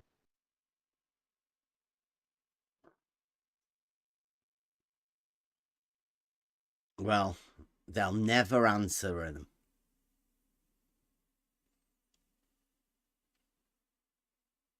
Blue is dying to have you on. I'm sure you can charge him a fee, Brian. Yeah. You want my model? $100. Yeah, you should have put it out as a video. You should have held it back, Brian, and put it out as a Well, premiere or something. Bacon, the guy who came in after I went on Empty Tunes and gave him his right coordinate, Bacon went on and did the first to give the right location on McTune's little side $100 challenge, and so Bacon tried to do it on an AE map, trying to prove that it wouldn't work. I already had my my formula, and I already checked it, double checked it, triple checked it, and so we applied that to his measurement down in South America to a measurement up in North America, the moon. He triangulated off the moon and like a couple stars, and it was pretty close. You know, it was close enough to hardly argue. That it was only off by a dozen miles because the moon was out of the ecliptic. I think that's why. Anyway, the moon he had at like 31 degrees or something. When I mean, I was under the impression the sun and moon. Well, the moon varies out like half a degree or a degree, but I feel like if he'd have had the moon in its proper position, I could be wrong, but it would have been spot on. But it was close. It was within like I think it's about 50 miles over thousands of miles calculation. So I basically think the AE map was created for navigation and all that. I'm working on proving that. Mm. You know, the other day when Blue was over here, Brian, and Blue was talking about the stadia hairs, I thought it was a little bit strange looking back over it. I'm gonna have to go over the actual video, but I'd still keep thinking it's a bit weird that you kept going to clouds and rainbows and stuff. Why did that happen? You couldn't make sense of that? I couldn't make sense of why we had an auto level there with actual measuring rod and stuff, and you were talking about clouds. Well, trust me when I tell you, I was on your team, on your side. I thought you'd watch it and maybe make sense of it afterwards. But so they're trying to triangulate the they're trying to use the Blackpool Tower as the rod itself, basically, and try to prove that the Earth is the ground is dropping down according to the globe. And I'm trying to tell them that no, sometimes you're going to even get it higher. Like George proved that when he showed the horizon below the crosshairs, whether it's refraction or not, we're going to see, like Skunk Bay, we're going to see shit in the distance moving up and down over the period of a day. You never notice unless you did a time lapse, but we've done that. We know that things in the distance vary. Maybe they're set for the most part, but you know, they do vary. And I don't think it's the ground curving down in the distance making us see that.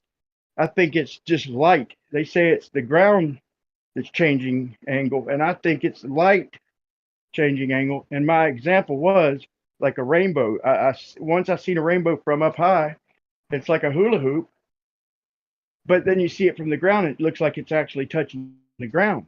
So same thing with the clouds. If you look at that very picture, there's a cloud behind Blackpool Tower, way at the bottom of Blackpool Tower, and I bet you that cloud's only about 20 miles away, and it's probably roughly a mile or two high. That doesn't match their math. So I was trying to prove to them that they can't triangulate over long distances like that. It's not reliable. Everything we've showed them. Triangulate with stadia hairs anyway. No, I was veering off for the stadia hairs. That was a point. That wasn't my point. My point was that's what Blue was. I don't think it's the ground that's dropping in the distance. I think it's I think it's visual, it's optical. That was why. Yeah, Brought that up. we were at the beach. Because think about it, like even if you don't have a story pole, if you just laid out a You 1,000 story poles Brian, out the distance, Brian, Yeah. we had an auto level. When do Yeah, I you know. ever use an auto level without a measuring rod? When was the last time you did that? yeah, I used either a tape measure or my story pole. Yeah. A tape measure. But yeah, tape measure, because I don't like doing the tenths of feet and shit like that. Like a tape measure, we do everything in like 16ths of an inch, quarter inch, shit like that. So tape measure, same thing as a story pole. Basically, you just gotta set it up where it stands up straight. Same concept. But if you had like 1,000 story poles, you put them off in the distance, and How then far in the distance, Brian? yeah, exactly. So you know right where I'm going. I like that. So I if was you put them asking way you off, how far. well, if you put them way off in the distance, you wouldn't be able to read it, but you'd know if the crosshairs were higher or lower than the whole story pole. So their point is, it's a valid question, but it's an easy answer for us to explain that. Look, you can't read your specific number, so you can't measure it. But not only that, but Blackpool Tower, I do got to admit, is the crosshairs on Blackpool Tower would be above a story pole that was on the ground. If we had a guy way out that far, it's unreliable. Oh, I hope. You are breaking, Yeah, Brian. this is That's bad. refraction. Stand still for a bit, Brian. You just walk through a really bad bit. What do you mean?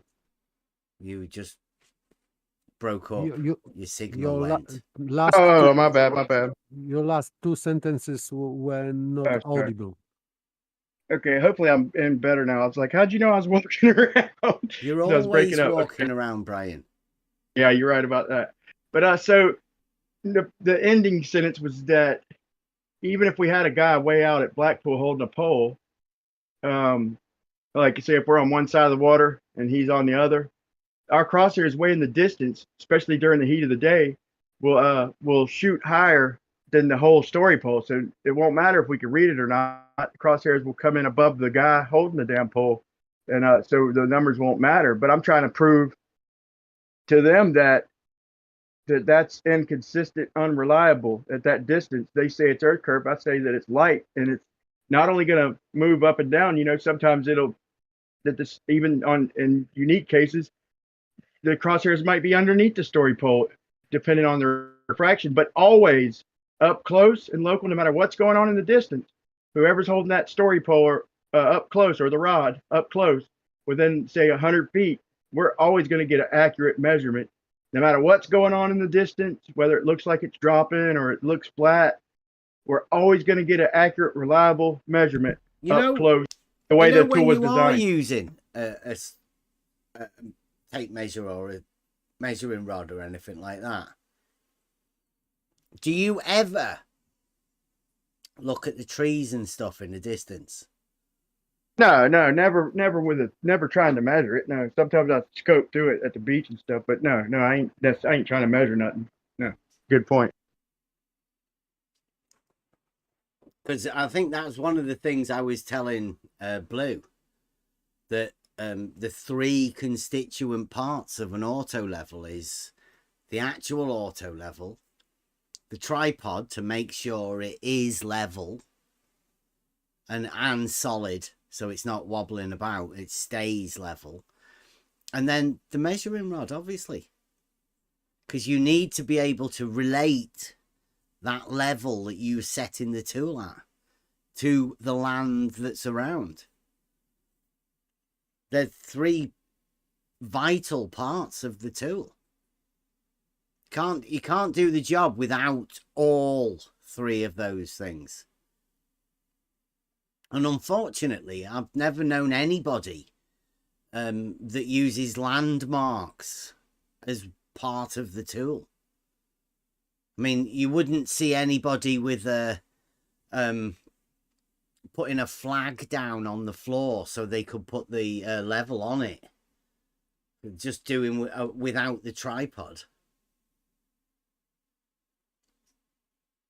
Sort of things that doesn't happen. I just posted a video that supports that from the one of the bigwigs in the Survey Society, and he supports that. And I feel like the whole video is kind of shits on the globe, if you ask me. But I just made a short clip saying that we do it the same way today as we did it 150 years ago in leveling, geodetic leveling.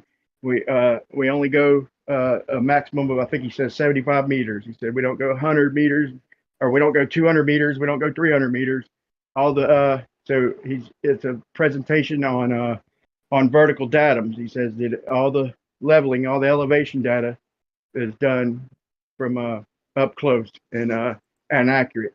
You know, he supports us 100%. I just posted that. If you want to play that, you can. It's only 20 seconds long, but it's right to the point with no chance of misinterpreting it. I don't know whether you've noticed or not. We try and keep away from bringing surveyors into this, Brian. They're professionals. They don't need to come into this ridiculous arena where people will tell them that they don't know how to do their job. You know how it goes. This isn't the place for professionals to come and enter into ridiculous arguments with people who know nothing about their job. I, if I was you, I would keep the professional surveyors out of this. This isn't a thing about professional surveyors or anything like that. This is purely about ridiculous arguments and what people are allowed to get away with. Everybody knows how all of the surveyors and everything works. It's just a group of people that say, nuh-uh, and then you, Brian, are trying to convince a group of people that will never believe a word you ever say. Don't bring professionals into it, because they won't like you for it. All you'll be doing is driving this troll army of these negative people over to the surveyors.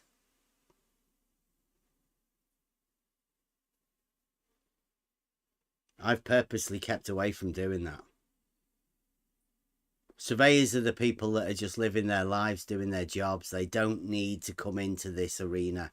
There will never be any globe surveyors to support the globe guys, but you don't need to bring any normal surveyors into this, because they're all planar surveyors. They're all local surveyors. Surveyors, Jeff?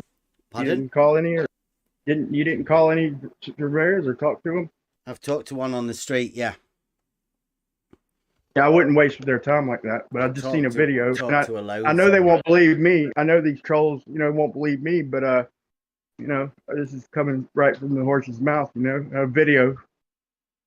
Just a quick, simple point. They keep trying to use these long distance shots for proof, and straight from the horse's mouth, free information says that that's not reliable.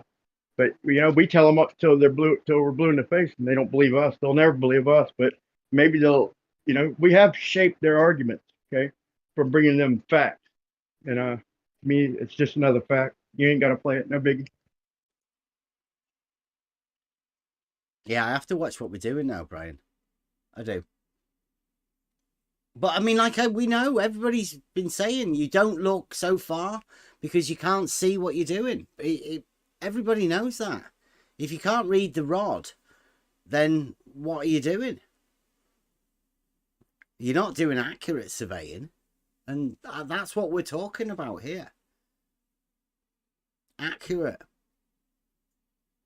Millimeter accurate, first order measurements.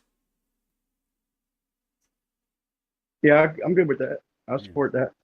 That's the only way to get measurements concise, precise.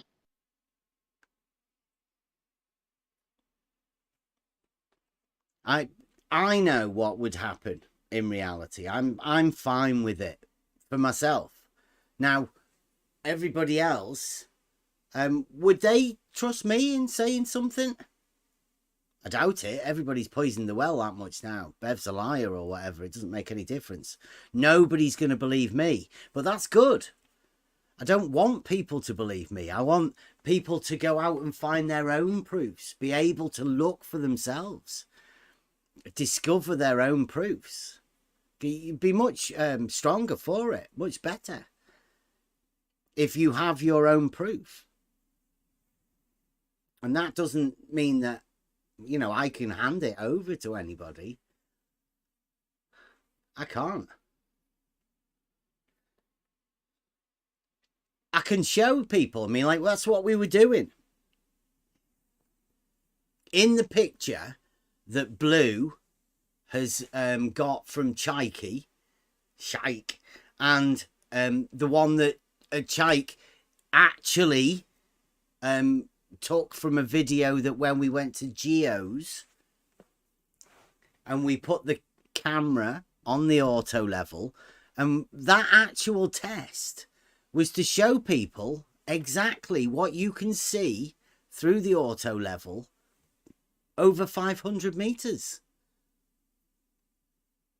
A distance well beyond the operating range of the tool. But a distance that had been claimed. This is why everybody seems to have missed. We went there that day to show people what you can see through an auto level scope 500 meters away. Because it's been claimed by a couple of people on the other side. One guy who lives in Maine, the other one, George Nutsack. Him and the guy from Maine have both claimed that they had an accuracy of 1 arc second over 500 meters, 1,500 feet. That's what we went there to show everyone. That 1 arc second over 500 meters, 1,500 feet, is around 3 millimeters. That point was lost. They don't care about that. Well, they will see it because that's what we went there for, to show people. Yeah, now, but it's all okay they for see Blue is- to look at the Blackpool Tower in the background. Right, and that's all they not all look see. at. Well, the idea was for us to go there, though, to show that that accuracy rate is rubbish. They can't do it. It's not possible. You cannot see to that accuracy over that distance. But it's been claimed by certain people. So the Blackpool Tower thing is just a distraction. But I don't know why Chike's brought it back up again. Say thank you, Chike. Right? Because he's made Blue look a stupid idiot. Looking at Blackpool Tower. When there's a guy with a measuring rod there showing you that you can't even read the measuring rod over that distance. And you can't read the measuring rod because we're there to show everyone how dishonest these people are that are claiming accuracies that can't be done. That's why we went there. Yeah, I'm aware of that. And I trust me, I'm trying to argue it in my own way because they won't listen to that. And they look past that. And, but to me, in my mind, like if you had if there was 100 of you and just going off all the way to Blackpool Tower, we'd see you get lower and lower once you get a certain distance. But then certain times of day we'll Brian, see you'll you see coming my up head even go higher. lower and lower, and you'll see my feet go higher and higher. Yeah. And then sometimes we'd see you a flat row of bevs. Sometimes we'd see a concave row of bevs.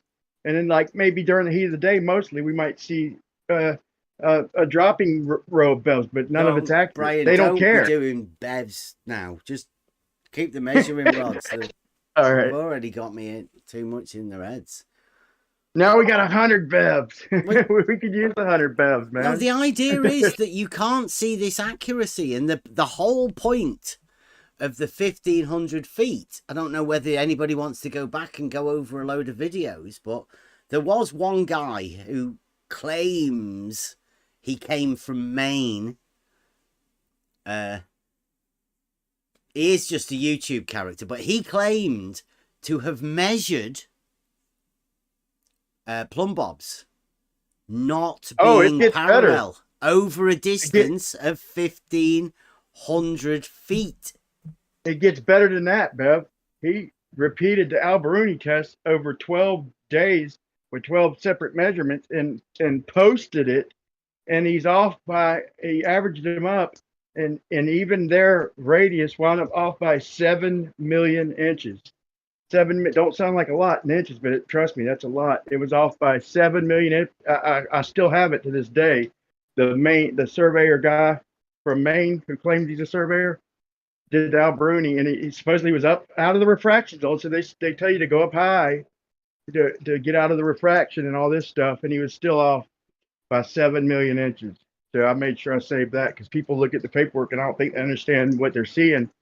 But if you break it down, you'll see way off, way off.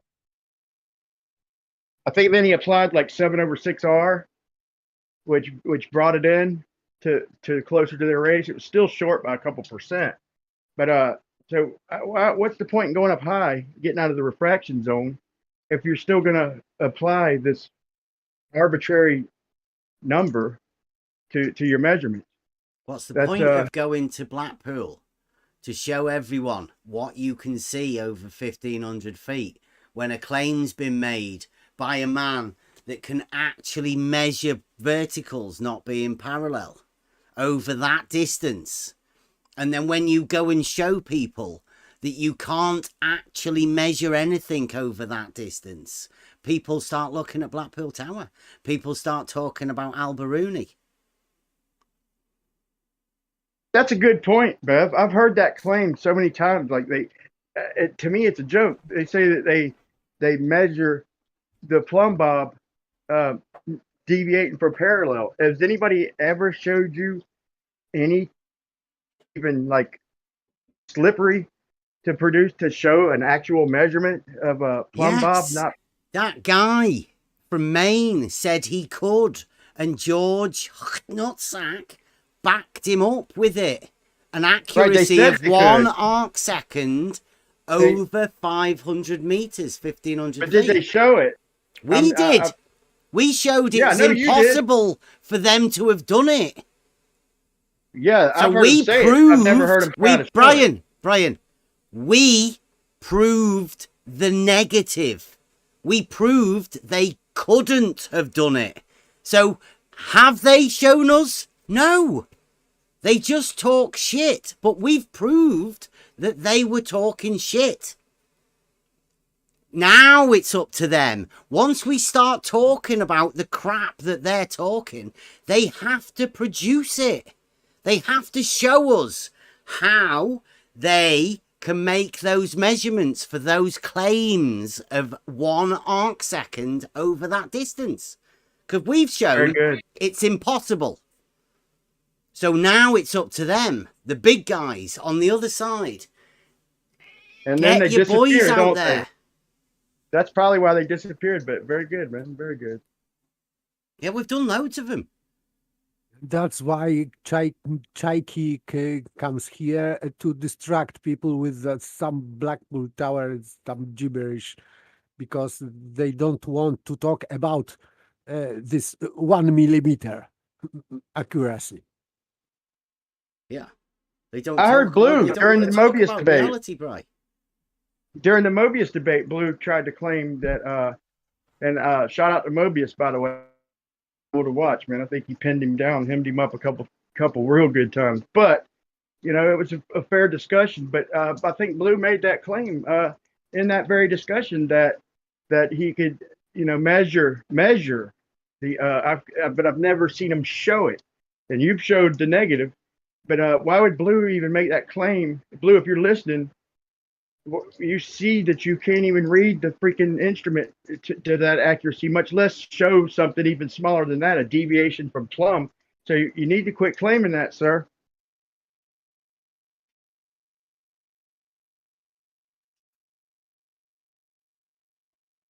I think what the main thing is People need to stop talking about Blue and Chaiki and stuff as though they are authorities on it. Even George Sack and the guy from Maine, Jesse Kozlowski, come to talk about it. These people aren't experts. They're role-playing. Find your own proofs. Don't be trusting these people. Only trust yourself. Find the only way to find it out for yourself. Do not trust people that just make claims. Make ridiculous claims. They make impossible claims. Here, here.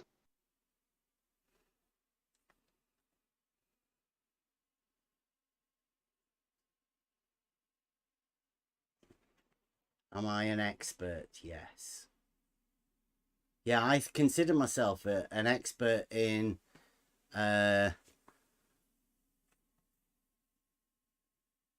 talking to people. Expert in logic and geometric proof. No, okay, you can't be an expert in that sort of stuff. It depends what you class as an expert. I class myself as a student. But I would definitely class myself an expert in being called a liar. People Who called you a liar, Bev? discrediting everything I ever do. I've heard him talk a lot of shit, and I'm not sure I remember any of them calling you a liar, but I don't doubt it. But who called you a liar? Who didn't call me a liar? Okay, I hear you. They're always calling me liar, but with no argument to counter anything. You don't have to, nobody has to believe anything anybody says. That's the hope, that people go out and find their own proof. Nobody has to. Dude, even when I anybody. first started hearing you, man, when I first heard you, man, you were you're shooting from the hip, straight shooting. I mean, you didn't never come across as a liar. I don't believe anybody who's heard you, even for 1 or 2 days, 1 or 2 shows is gonna take any hold any weight to somebody calling you a liar, because you don't strike me. Nothing you say is you're pretty concise about everything you say. You don't lie. I don't know whoever claimed that, full of shit in my eyes.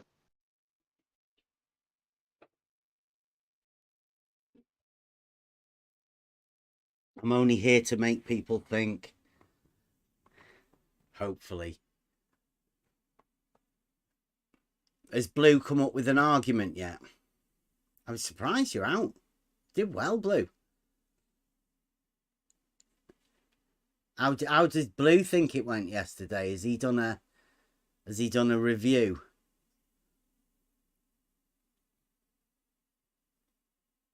Does anybody know? There's going to be some painful sections. If he listens to it, it's going to hurt. It's going to hurt his brain a little, hurt his ears probably. I doubt he'll rewatch that one, but he might have. Brian? Can you repeat that? Aristophanes. Do you know there's no well? That's funny. There's no well in the cities of. There's no well in the actual test. I see what you're saying. Yeah. Okay. Well, that's what Betty said anyway. As far as I knew, it was a well, but Betty says it's not. There was no well or anything in it, so that's a straight mix up there.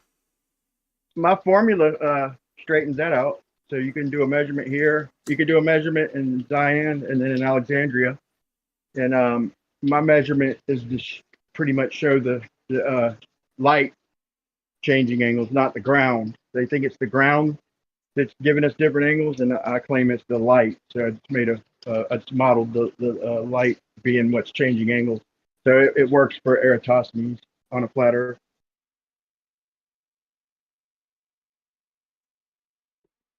Sorry, Blue's saying, he'd try again. I might have missed this one. Blue says, I'll try again, Bev. No sugar cookie to try it.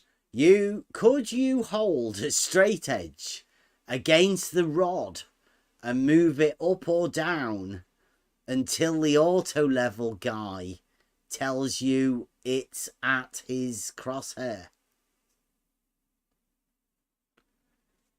Why would you do that, Blue? Just reposition the level. You can't do that, you know. Just move the level. Since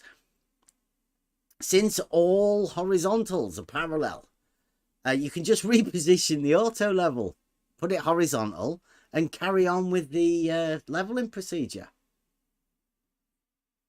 There's no need for straight edges to move them up and down in the crosshairs, Blue. You have a measuring rod for that. I don't know what sort of surveying operations you've ever seen, Blue.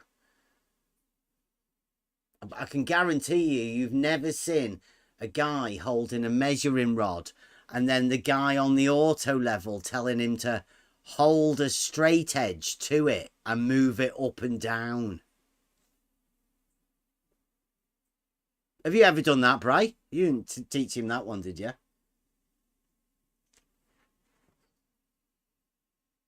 It's embarrassing, Blue.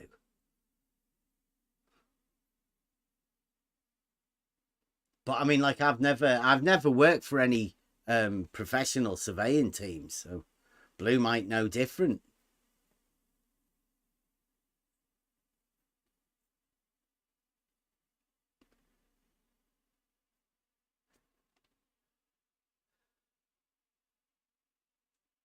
Tis I the Count said I dodged that question. I think I did answer it. Blue says, could you hold a straight edge against the rod and move it up or down until the auto level guy tells you it's at its crosshair? Yes, Blue, Yeah, you could. But if anybody saw you doing it, they'd say, what the fuck are you doing that for? I would anyway. Yeah, and if anybody don't believe that, watch the 20-second video I posted. And that comes straight from not me or Bev. If you don't believe us, that comes from one of the bigwigs in the Survey Society. Says that there's nothing reliable past 50 meters or whatever. But I think what Blue's talking about is in that particular picture, he's seeing the crosshairs up Blackpool Tower, so he's picturing that the horizontal just goes off into infinity. That's the way they think. When even their own guys tell them that it's not reliable past a certain distance. So even with all that hunky junk going on in the background, with shit going up and down, and Soundly's 7 mile light strip test, we've seen the lights going up and down and at Skunk Bay, but still up close. Even during all them times, we get very accurate measurements, and they're always reliable up close.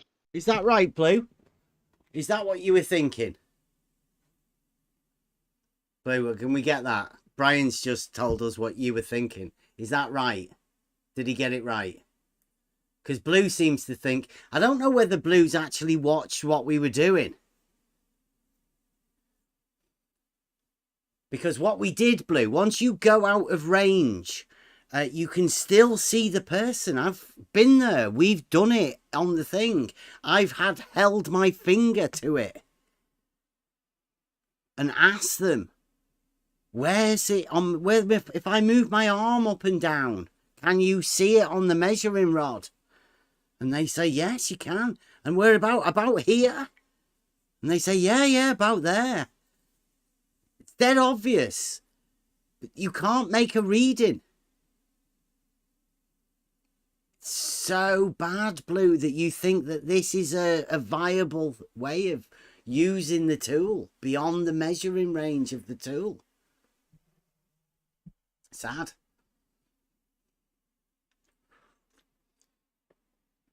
See, Brian, why would you want to bring a professional into an arena like this? Yeah, just because they don't listen to me, man. So I just, bring up their own guys who they claim it's their own guys, but in reality, it's not. They think these guys, are preaching the same shit they're preaching, but that is not right. No, any of the guy that came in here, surveyor, would say level is horizontal. What would these people say to that? They're telling me he wasn't a proper surveyor. Even if he was Blue a proper wouldn't even surveyor, define time horizontal, served. man. To Mobius, he wouldn't even define horizontal. Like, if you're an honest person, just say, okay, you don't just beat around the bush and say it's a point and then try and even use the word horizontal in your model. There is no horizontal by the way they say it. So don't even use the word. Just concede right off the bat that there's no such thing as horizontal. If it's useless in your model, Blue, then concede that it even exists in your reality. If it's just one point, then there's no such thing horizontal in your reality. To be honest, concede it so the conversation can move on. Yeah. Well, I mean, this goes back to the argument positive for the globe. If they had an argument that was positive for the globe, then they would have surveyors in here telling us with the argument, with the geometric argument, proving how the geometry proves their model, but there isn't any. Mobius had him pinned down, right? Had him pinned down where Blue was saying like the horizontal is like I'm pretty sure I heard him say like in the middle of the water level, if they added a third hose, the middle would be horizontal. But then when Mobius tried moving him off that point, Mobius is like, okay, if it's a horizontal line, then we move over a little bit, then the plumb is going to be, I'm kind of breaking it down, summing it up a little bit, but in other words, this is what I heard. So Mobius is like, so if it's a horizontal line, we move over, then it's parallel to the plumb, moved over, and Blue's like, no. So therefore, in Blue's world, it's not horizontal, except for at that one little point, but he's trying to claim like it's a big horizontal line, but there could be no horizontal line in his model, the way Blue describes it. And I don't think he realizes that. And I didn't word that too well, sorry.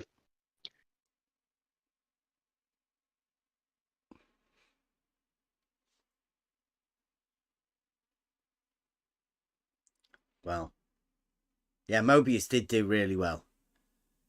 He walked Blue through the geometric argument, and Blue had some demons to get rid of. I don't know whether Blue exercised any of them. What do you think, Blue?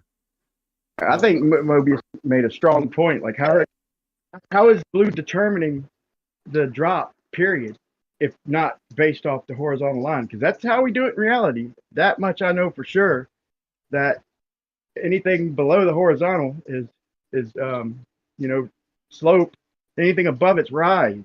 Without the horizontal frame of reference, how are they determining any of that in the first damn place? That's my question. Well, that was Mobius' question. I put it a little different, but I don't think there was ever a good answer to that question.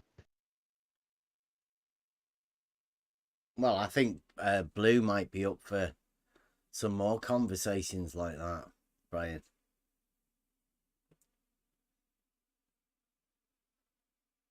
Seems like he's getting into it. If Mobius couldn't get it out of him in a few hours, I don't know what good I could do. I could try.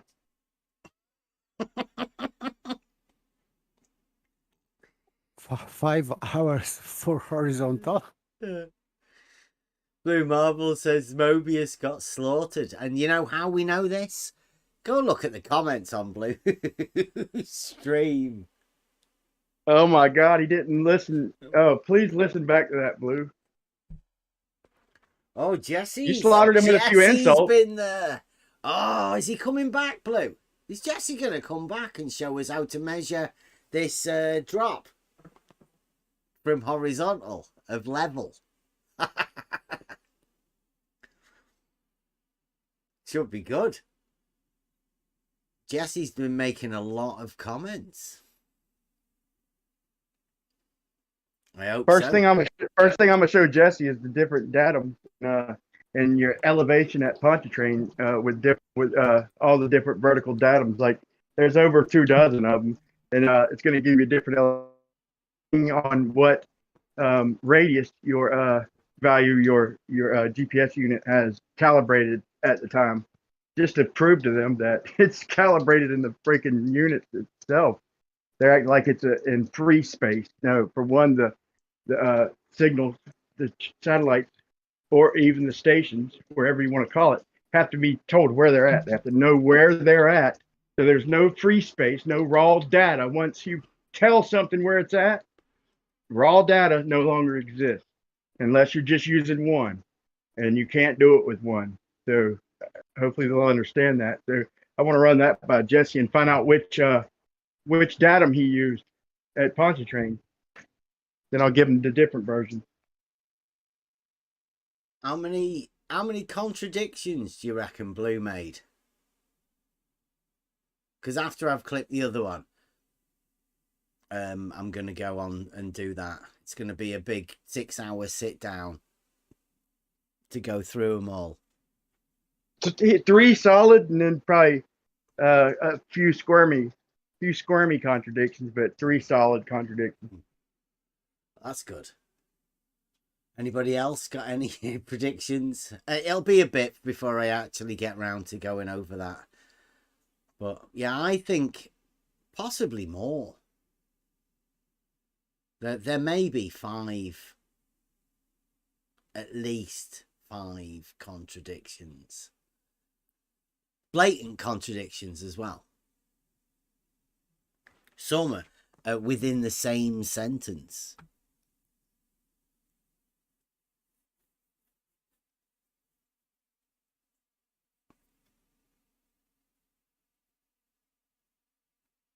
Should be good. But that's when his brain shut down, though. When he got one in particular, when he contradicted himself like right in sync and pretty much in rhythm, but his brain shut down and started insulting. So I don't even know if he picked up on it. Like I'm not talking about the slippery ones where he was careful calculating his answers. I'm talking about like the blatant contradictions you'll see, or his brain immediately shut down and started insulting. So I don't even know if he recognized them. But if he listens back, he will. It'll hurt him. It'll hurt his head and his ears, but he'll notice them if he listens back. I don't think he will. I think he's going to wrap them up in paralogisms. Hide them away.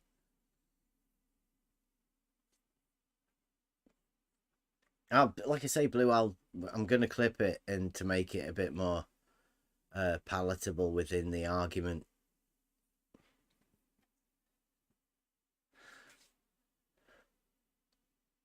But Blue thinks he's done well in the in that conversation.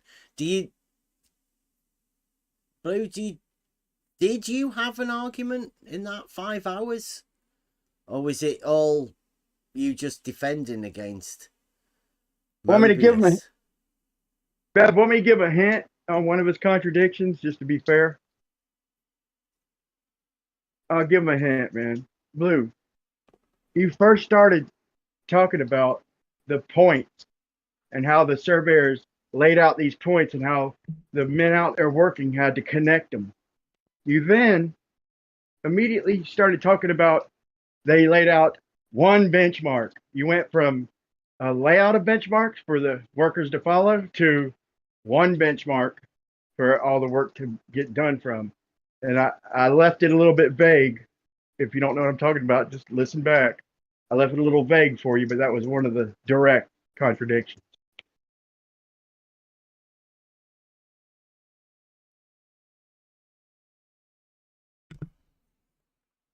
Talking about a point and then it being a shape. I caught that one. I don't know whether you class that as a contradiction or just a misunderstanding.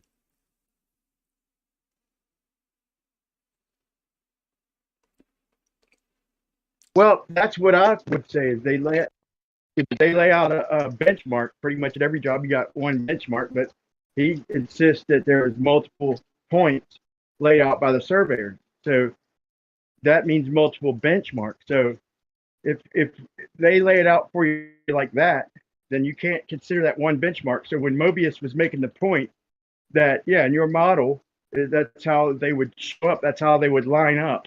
That's how it would line up if you was going off your model, then that's obvious. That's how it would map out in reality. It would be in accordance to your model. In other words, if the ground's curving, if you think the ground's curving, then your equidistant lines will be curving too. Why? Even if they're just flat. But the main point is Brian, if why? it's only one benchmark, then you couldn't prove it either way, which I think was Mobius's point. Are you still trying to justify Blue's point? No, I'm trying to justify Mobius's point. I think Blue sidestepped with a contradiction, a direct contradiction. You don't have multiple benchmarks and then later on have one benchmark just because the argument changed. I think it was a little slippery.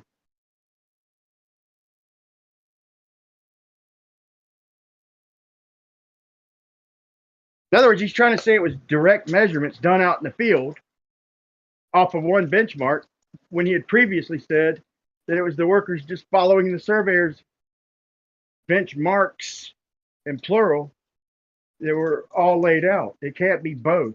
Did they give you one benchmark or did they lay out a series of benchmarks? Have you ever, you've laid out a job, right? Yeah, I can't even count. Right, so when you start off, you have a benchmark, right? You take it from somewhere. Right. And then every step of the way, are you not making a new point?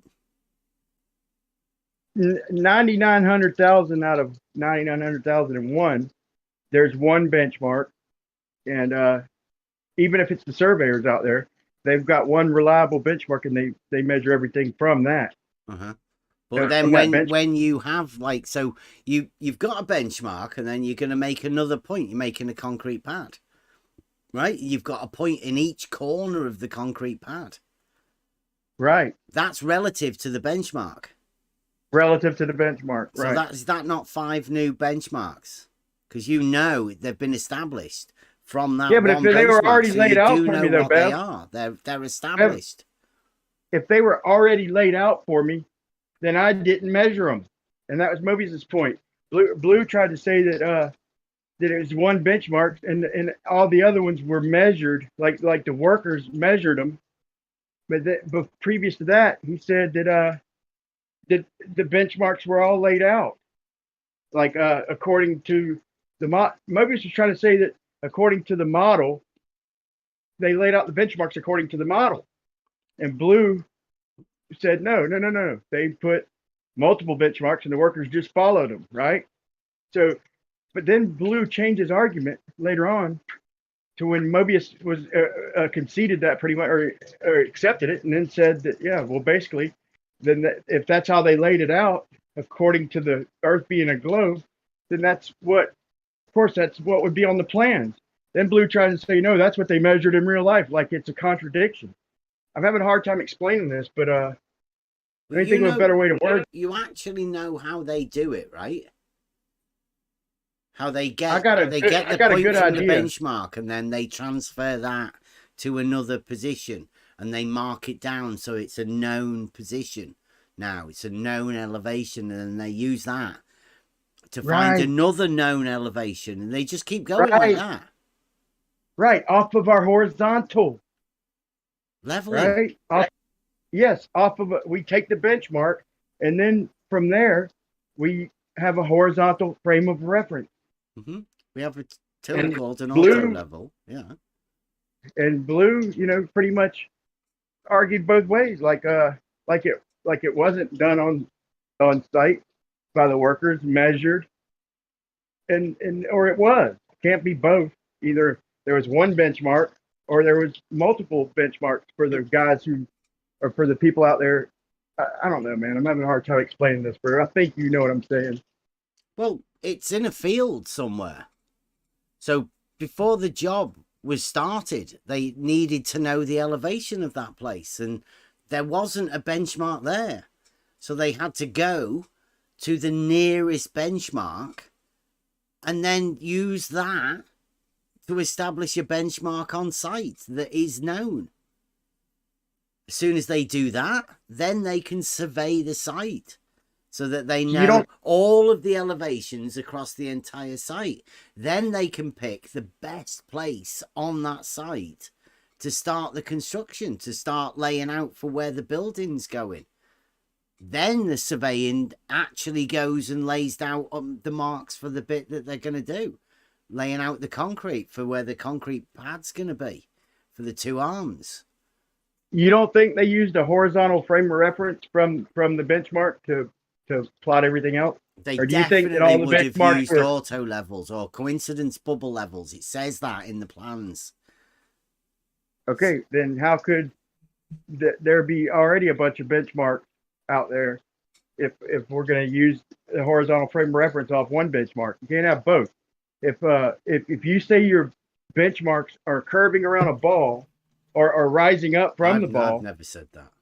Oh yeah, I didn't mean you. You know that was a bad word, but I meant figure of speech. Like Yeah, but Brian, we know how to do it in real life, don't we? Because we've done it.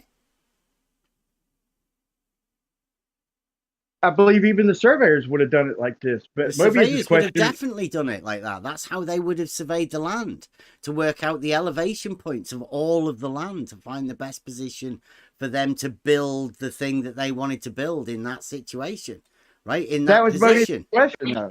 Right. That was Mobius's question. Was didn't they use a horizontal line to plot? He asked Blue, how did they lay it out from the one benchmark?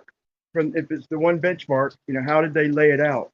If not off of the horizontal? And I don't. Let me pull up. I'm gonna see if I can look back and pull this up, man. If you don't even know what I'm even talking about, then you obviously have some other contradictions I don't know about. I'm gonna go over I might it. know about it. Yeah, we're gonna go over it eventually. That'd be good. But yeah, like you say, we know how to get the benchmark and we know how to move the position of the benchmark. So if you've got one at the beginning of the mid arm, right in the middle, and then you go to the other end, you then establish another benchmark at each end of the arm. That's Right, what they but would when do, Blue, right? Bev, when Blue came on to Geo's, okay, I think it was Geo's, and he was swearing that there was two freaking tangent points, one at the beginning of the second arm and one at the beginning of the second arm. And now, in this, when Mobius What do laid you it think out of for that? him, When somebody says that, Brian, what do you think about it? I thought it was funny, man. I could see a way to do it, like if you were doing it sideways. Like if you were doing, the only way I could think of doing that is if like you bored underground or some shit at one point, and then did the whole thing sideways, like had the second arm going up in the air or something. What about if I were to say to you, it's impossible to have two tangent points I would on agree. the same tangent line. On LIGO, I would 100% agree. It had to be some crazy anywhere, Bright. It's Okay, just impossible to but put did you catch that, two though? tangent Bev, points on the same tangent line. Did you catch that? Did you catch that though? When Blue was talking to Mobius, he claimed he never said there was two tangents. Mobius didn't press the issue much, but Blue said that there was one tangent, and I remember specifically. I even had a talk with him where Blue said there was two tangents. Did you catch that? Yes. Yeah, and Mobius did too. Good. It's all ready and waiting for the clips. Mobius passed by a load of things because there's no way you can get any further in that discussion. Mobius did extremely well. Not getting bogged down in useless conversations where Blue Marble is going to just deny everything and it turns into a shit show. Mobius did very well passing by. Yeah, he did do good. It man. doesn't mean that he didn't notice it, and it doesn't mean that Blue is correct. Yeah, I messed me up a little bit because Blue was insulting you, insulting your intelligence at the time, like when you were pointing out the contradiction of there being two tangents, one at the beginning of the arm, one at the other end of the arm. That wouldn't be a tangent, and that was a contradiction in itself. And I wasn't sure Mobius had heard that or not, but yeah, you say he did, then that's good. And Mobius did do a really good job. But Blue, there's one contradiction before we even get started, is the fact that you were, I don't know if you remember, like like mocking Bev, like he's stupid or something, for realizing that you couldn't have 2 points of tangency on your sphere with at LIGO with it, it's just impossible. And then you just told Mobius that there's only 1 point tangency, and maybe he owes you an apology.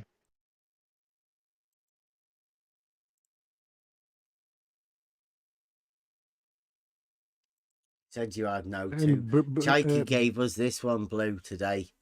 Apparently, he found this in your server, and he decided to bring it over here and post it. It appears FE Dogma's been doing another twin tangent. And by the way, Blue called Brian a liar because he never said about 2 tangents. By the go. way, he's replying on Yeah. chat. Blue, if you didn't say that, I apologize, but He's got a thingy. Look, no, don't say that.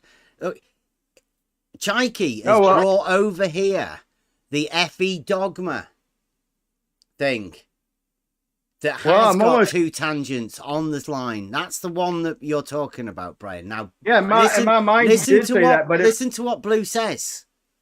Blue says, that's a lie, Brian. I never, ever said a line could have 2 tangent points on the same circle. Never. He said on LIGO, Blue. He said on Unless the same circle. Wrong. He's like making I said, another if I'm circle, remembering Brian. wrong, that's on a circle. You could have He's having 2 circles. Yes, that's the sophistry. Sophistry, Brian. Sophistry. You think, Brian, you think that he is talking about 1 circle. But he's no, he was not talking about about LIGO. 1 circle. He's talking about LIGO. He said B and C. Bev broke it down. This is what I remember. Yes, Brian, but look, he says on the same circle. Blue Marble, in his head, he's making 2 circles. Right. And I was making a point, if I remember wrong, then I apologize. But I remember specifically him saying that there's 2 tangent points on LIGO, B and C. You said arm A, and then the middle point was point B, and then the other end was point C. And he said that C and B were tangent on LIGO. Yeah. But now he's saying to different circles. Well, maybe he should humble himself and apologize to me, or else I owe him an apology. But one of us calling each other a liar. It's okay. It's okay, Brian. Brian, it's okay, because Blue is lying. You cannot have 2 tangent points on the same straight line. You can't even FE Dogma said this. You can't even extend the radius and make another circle and make it a tangent point. You can't do it. Not on the same straight line. Which Blue seems to be another missing. line. Yeah. Another tangent line, and they call it local, horizontal, or whatever. It's very, very, very dishonest, and it's sophistry. And I'm not even so sure that Blue understands what he's doing. He's just going off what other people say. Because I don't believe Blue would intentionally try and be this dishonest.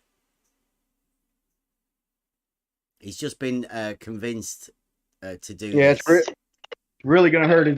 Really gonna hurt his ears when I go to Geo's history and pull him not only saying it, but literally arguing it for an hour. It's gonna hurt his brain and his ears once again. Maybe he could just retract it, and I won't even go through all that trouble. But if I'm gonna defend my integrity as being a liar, then I'm gonna go pull it. And I think we all remember it though. It's 1 line, Blue. It's 1 line.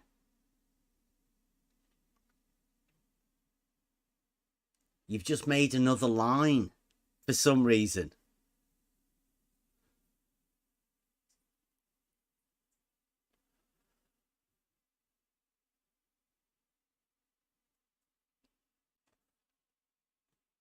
developed another horizontal. So bad, Blue. And I don't honestly believe that you would do this. I think you've been pushed into this, Blue. I think people have given you things and got you to do it. I thought Chaiki was going to come and do this, most of this stuff.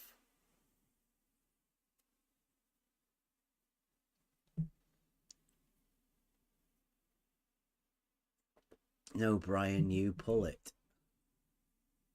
Yeah, if you want to start talking about, you want to start digging into the ball and all this shit, and come up with some cocked LIGO or some shit, if you, that doesn't make me a liar.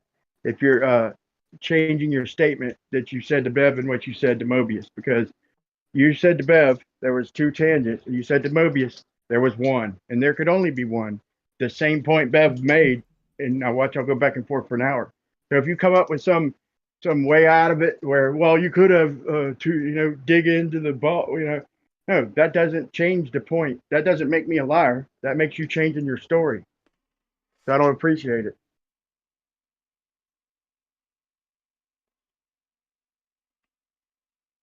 Two circles. Rather funny, Blue.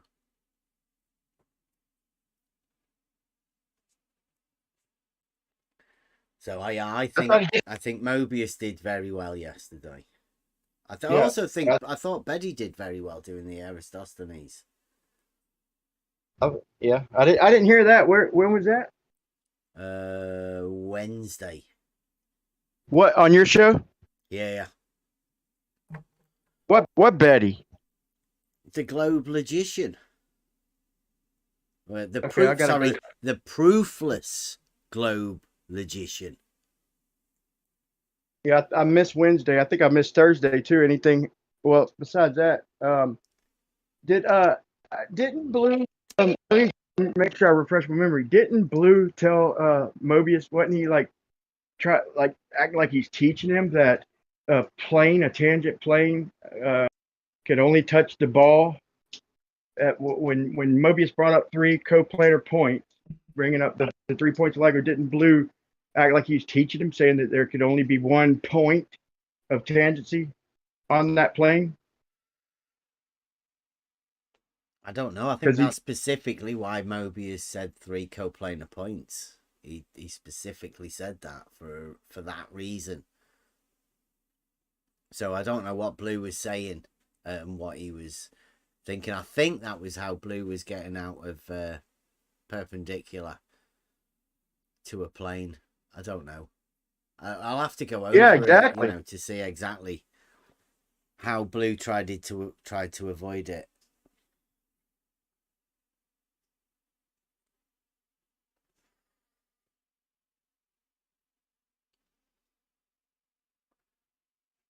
But for whatever reason, if I'm remembering wrong, then I'll be the one to apologize. I'll humble myself and apologize. But it's set in my head pretty specific, man, that he taught Mobius yesterday that there can only be 1 place of tangency on a sphere, and was trying to convince you that he's not trying to convince me. No. We did this quite a bit ago. It is F.E. Dogma has done a video. F.E. Dogma, that is. Right? He made a video about LIGO, and he placed 2 tangents. 1 at the end station and 1 at the corner station of LIGO. That's F.E. Dogma placed 2 tangents along 1 arm of LIGO. Not me. Nobody has to convince me anything. I know it's impossible for that to occur. I know for a fact it's impossible. It cannot happen. Nobody has to convince me anything. It's impossible. The question I asked was, this is why I call it the twin tangent conundrum. How do you justify 2 tangents on 1 straight line?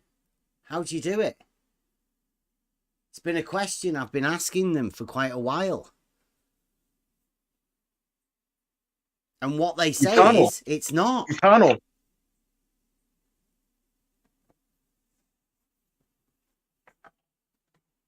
See, look, Blue says, bullshit, Bev. That's bullshit. FE Dogma didn't do that. You're lying about that, right? Well, there's a picture here on the screen right now. And it says, Hanford LIGO Observatory. Here's the end station. Here's the corner station. This has an elevation of 529.63 feet. This one over here, the corner station, has an elevation of 533.78 feet, according to the numbers that there are there. This line here says horizontal line tangent at 529.63 feet. 529.63 feet at the end station. So this line here in this picture shows a horizontal line with tangent at this point here. So that's one tangent point on that one end of that line, right? This one over here says horizontal line tangent at 533.78 feet. This here, 533.78 feet. Tangent at corner station. Corner station. Tangent here. And a tangent here.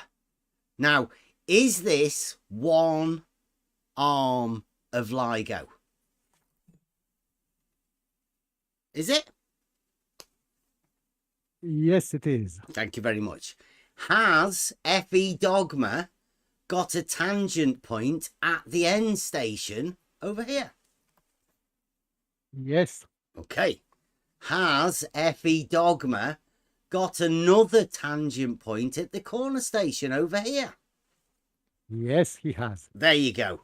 Thank you very much, Blue. That's all I'm saying. That's all we've ever been saying, is that FE Dogma made a video where he put two tangent points, one at each end of one of the arms of LIGO. Very simple. It's dead easy. He's made a video about it. Anybody can go and have a look at it for themselves. It's even in this picture here. I've put these marks on here, tangent points, so you can look at them. There is a tangent point at each end of the line. Blue says that's the other arm.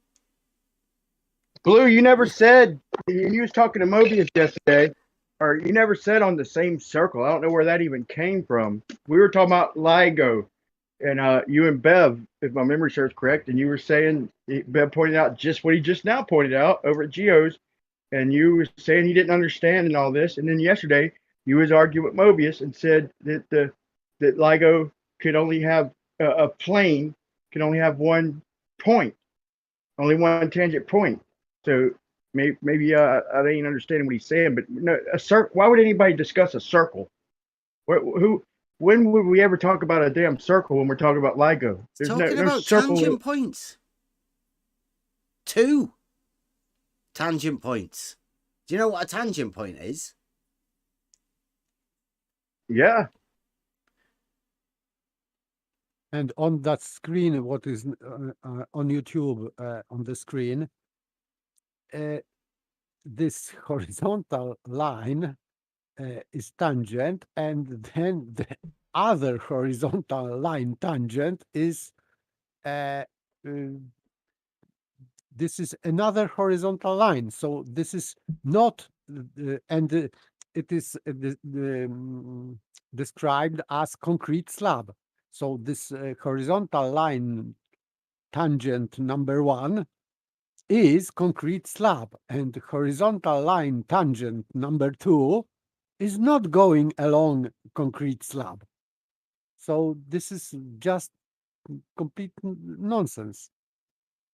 and it cannot be tangent to anything. Yeah, it's ridiculous. But it's FE Dogma that's done it. I mean, there's no need to say that I'm lying. It's there in the picture. There's a tangent point at each end of that arm. Don't say it belongs to another arm. It doesn't. That's one arm. Should be pretty obvious for people to see that. It is still shared point, midpoint. So Blue was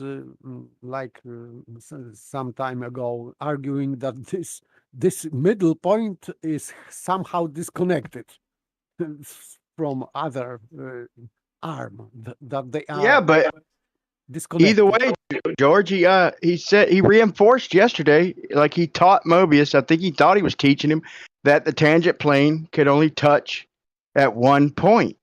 Yeah, it doesn't matter what Blue says, right?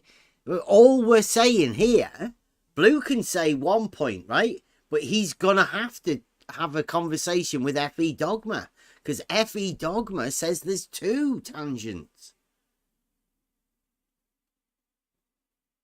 I've heard Blue a couple of times say that he doesn't know where the tangent point is. It's somewhere around there, is the best I've ever heard from Blue. But now he's getting all exact. Now FE Dogma knows there's 2 tangent points.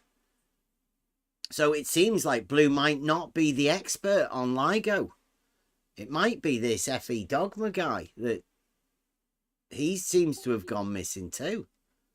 And FE Dogma said that this is geometrically impossible. Yeah. So. Which it obviously is. I mean, that he was correct. It is geometrically impossible to have 2 tangent points on one line. Blue knows that too. Yeah, especially on the 2-dimensional surface of their sphere. See, look, Blue's calling me a liar in the chat again. So you could have 2 tangent points on the 2-dimensional surface of a sphere? I don't think so.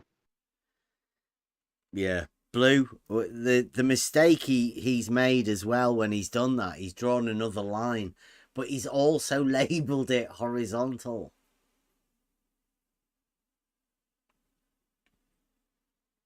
You've got 2 horizontals intersecting. That's also you can't use impossible. horizontal. They can't use horizontal. Slab is describe a only line. one. He should name this higher horizontal line with concrete slab also. We should have 2 concrete slab on different elevations. How can they use the horizontal line in their world? In their worldview, there's no such thing as a horizontal line. Mobius did a good job of pointing that out. It can only be a horizontal point, which is meaningless. You can't say horizontal line ever if you think you live on a ball. There's no such thing as a horizontal line. So how does he ever even say that? There is. In reality, yeah. Yeah. So you know what they're saying then. Every time they say horizontal line, you know what they're saying. They're speaking realistically. They're trying to. Yeah, and they've told us that's not what happens on their model. So, I mean, everybody knows that we all live in reality. And there isn't such a big divide as people think. It's all just mental. And how much you want to decide you're going to talk about a model, or how much you're going to talk about reality. I choose to talk about reality. A lot of people call me a liar for just saying just about everything that I do say. And that's because I don't travel into fantasy land. I wonder where the tangent point is on the Pontchartrain Bridge. For Jesse, I wonder what point he calls it a tangent.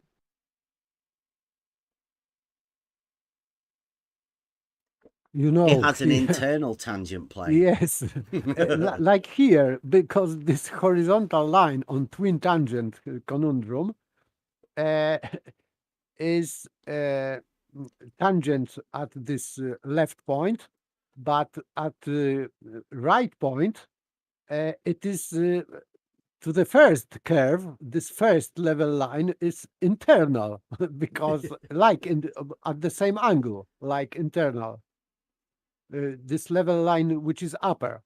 So maybe I'm chord. not clear. No, But this- I get it. Yeah, like once you make the second one at a higher elevation, you're making a second curve, and then you're burying the first line that you have. It Yes, and becomes a chord. this is Sagitta. So this is Yeah, that's what I said. You have to this is tunnel. You have to tunnel. Tangent Sagitta. It would be a tunnel. You have to tunnel. It wouldn't you just kind of violated the tangent in the first place if you start tunneling, right? Yeah, it can't be a tangent because a tangent is external. Yes, and this horizontal line number 1 from left is tangent and Sagitta at the same time. They can make the whole surface of their sphere the tangent if they're tunneling. A reverse tangent. A tangent sagitta. That's freaking hilarious. No, you make a Dornagon. Don't know how advanced this argument is. It's been there all along. Ridiculous model. See, look, Blue Marble thinks he's done well. Anytime, Blue. You take as many clips as you need, Blue.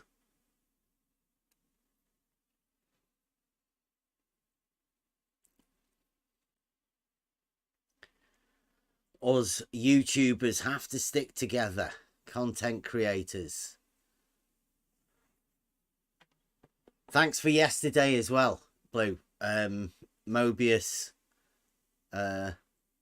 would thank you as well. I think it was a very generous thing that you did, and you did hold off at the insults until at the end. It was very well done. Definitely gave us quite a lot of content.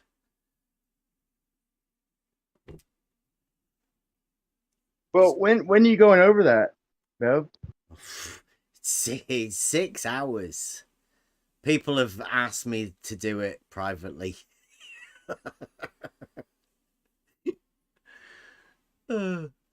I'll let people see it once I've clipped all of the bits out of it. But I mean, like, I don't know. It could be that good, which I think it has the possibility of being that good. There may be 2 hours worth of clips.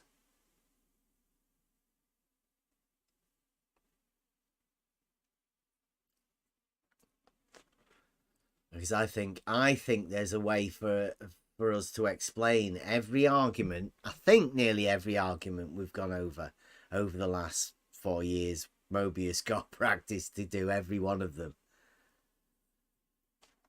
And then you can see the moment that Blue, I think Mobius would be quite good at going through that as well, because he'd be able to mark himself. He's pretty self-critical, Mobius. He'd be able to see for next time how quickly you found the aporia moment and then the reaction after the aporia moment. And then into the next argument, and then the same process goes again. Because that's all you're doing, really. If you're having a discussion with somebody who's got an imaginary model, you're just trying to take them to that aporia place with each individual thing, because they'll always jump to the next topic whenever they reach aporia. They'll go to their next best one. Go on, sorry. For me, it was very well organized, and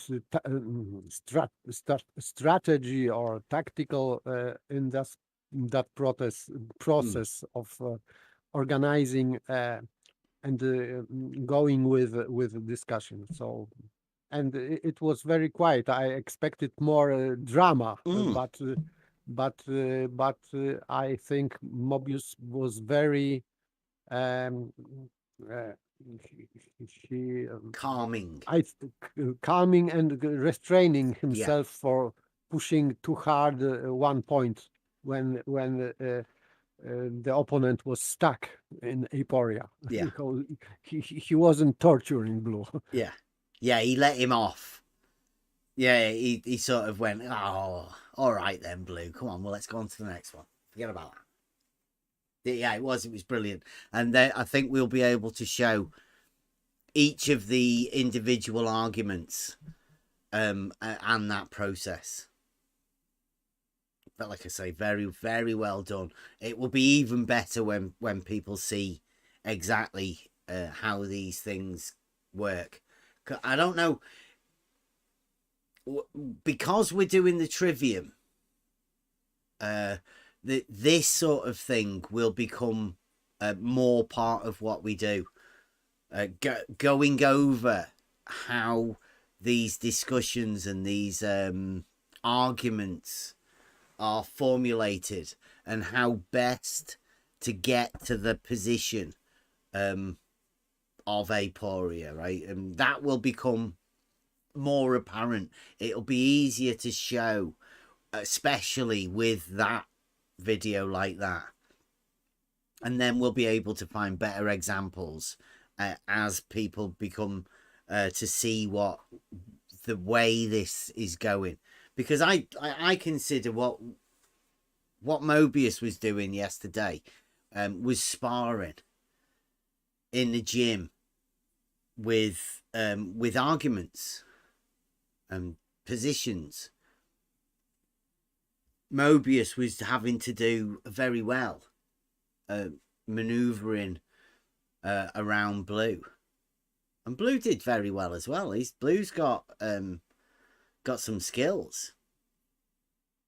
He's been advised really badly by a team of people, and the tactics that Team Globe use are going to become very obvious for people to see.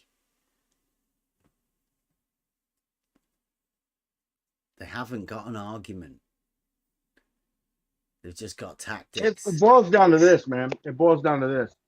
Like, they think we don't understand their model, which is wrong, but they think their model proves their model. They're not willing to admit that 3959 is added into all their GPS to every datum.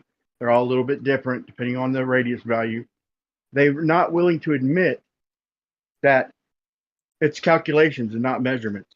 And I think it's going to hit them like a ton of bricks where we're heading to show them their contradictions. Now they have to twist their arguments to hold on to not their model, but the proof of their model.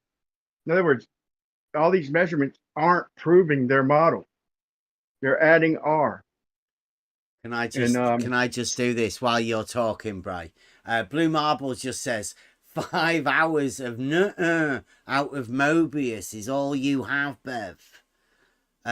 Not one shred of evidence to show where I'm wrong. And still, this is the joke, and still not one single elevation profile out of you guys. I don't know whether that's a challenge or not, but one thing we are very good at is knowing that all elevation profiles have an equal elevation on a horizontal line, and we quite specialize in that. So if you want to carry away, guys, Brian, in the background on the Discord, anybody wants to put any elevation profiles up to show Blue? For last week, it Feel was free. just a crowd of them Yeah. here. So I don't know why Blue is talking that thing, because it was like tons of elevation profiles with all horizontals being straight, always. in long distances, especially Panama Canal. It is, I don't remember how long it is, but this is pretty long canal.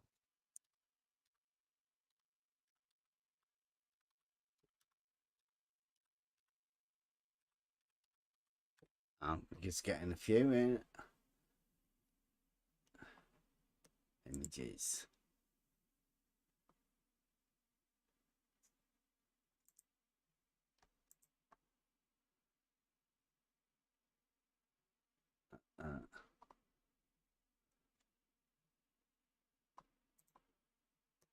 So, is everybody else getting any? No? Strange. Come on, guys. Blue's never seen an elevation profile from us.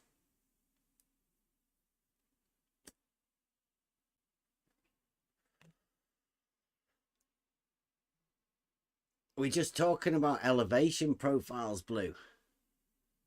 All points of an equal elevation lie on a horizontal line.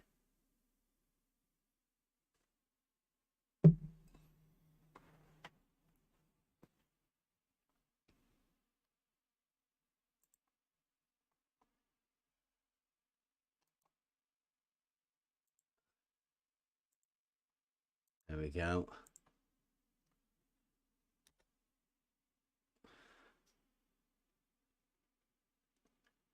We even got elevation profiles of like the London Marathon, F1 tracks. All of them, every one. Every elevation profile ever drawn, Blue. All with a horizontal.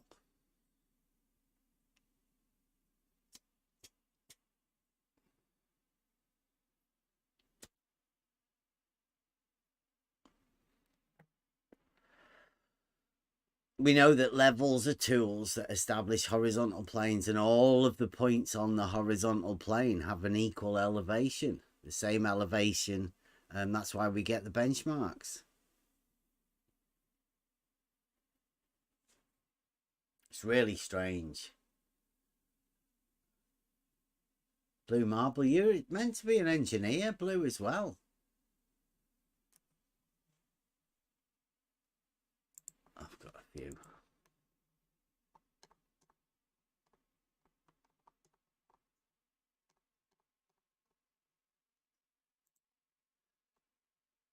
Yeah, all on the horizontal scale.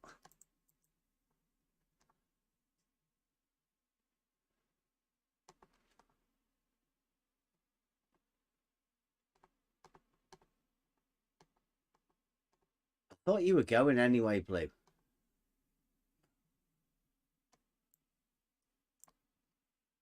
We've got the St. Lawrence River there. That's the one that Zanuck thinks goes uphill. Doesn't look like it's going uphill.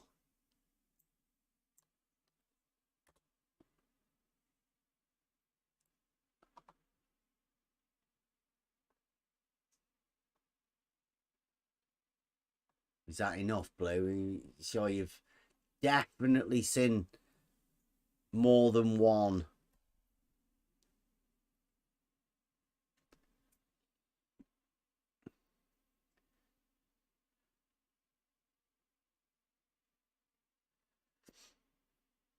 All horizontals being parallel is another one of the problems that they have, and that is unfortunately how surveyors use differential leveling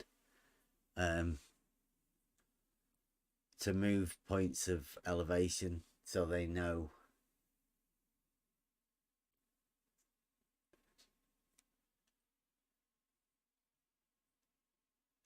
Blue thinks we're running from a question.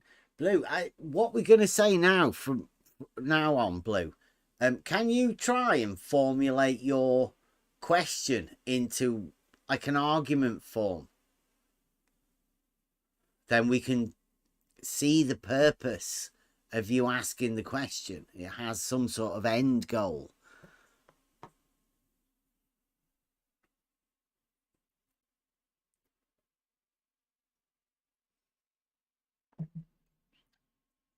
Because the statement, all points of equal elevation lie on a horizontal plane, would seem to be played out within these elevation profiles, like every elevation profile ever. Blue. So if you were to have a horizontal line on these elevation profiles, it would be a straight line with equal elevation all the way along it.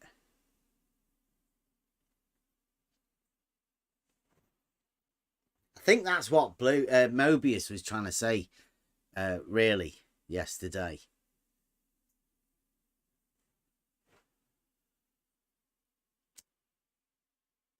Right, he's trying to say if you bend the freaking verticals, then you're necessarily bending the horizontal, and that's another way of putting it. They don't understand because they want to keep the proof. They want to act like their model proves reality.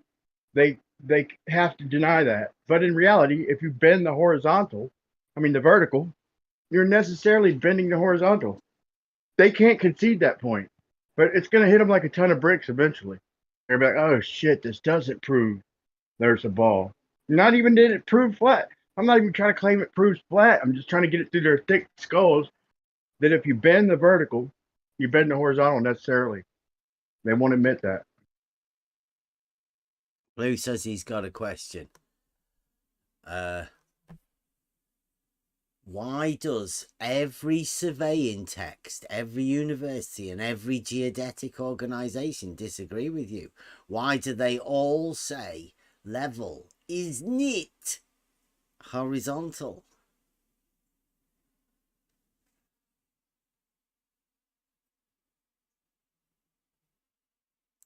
Every dictionary says level is horizontal.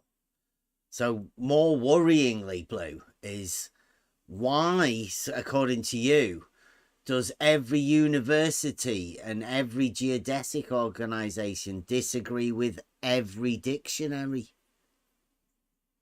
That's worrying. And how did I go through the process thinking that level was horizontal? Why does every person on a building site ever, everybody that's ever done an elevation profile, why do they all think that level is horizontal? Why? That's pretty worrying, Blue. I don't know where your claim comes from. I'm guessing all we would need to do to disprove your claim, Blue, would be to find one piece of information in a surveying text that says level is horizontal. And then you'd be gone. That would be the end of your argument, Blue. Because you do say all. Why does every? That's an all. Requires a black swan to disprove it.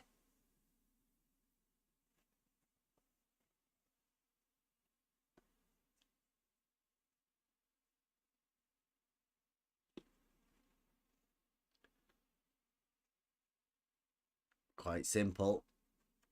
And again, it's not up to me to do it. It's up to every individual, right? All you have to do is find one piece of information that says level is horizontal.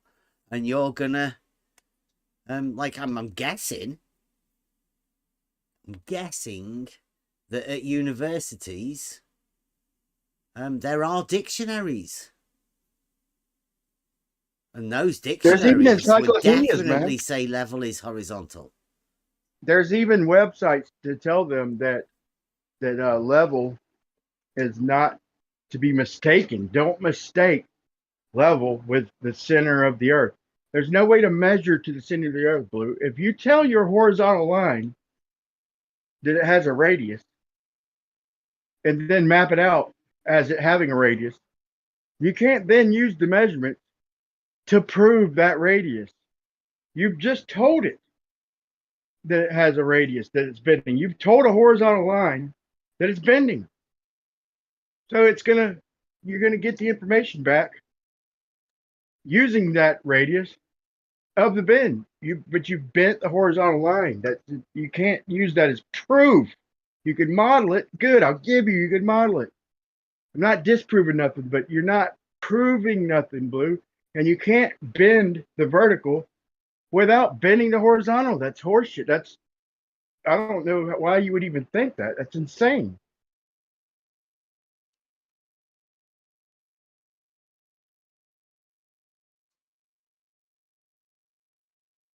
That's the way it's done, though. They take a hemisphere, basically, but I think they break it into quadrants. But easy way to think of it, just take a hemisphere, a flat piece of ground, and then you have a bunch of verticals. That'd be a good way to describe the celestial sphere. Is just with your verticals deviating all the way down to 180 degrees and 90 right over your head with a flat ground. And that's pretty much in my mind how it's mapped. But think of drawing your ball. So draw your line out, change your verticals, and see how far you get, Blue. You will never get further than 180 degrees, or you're going to start going underneath that line. Doesn't even make sense even talking about it. You should know that. Alan, don't get involved, man. You're inexperienced at this.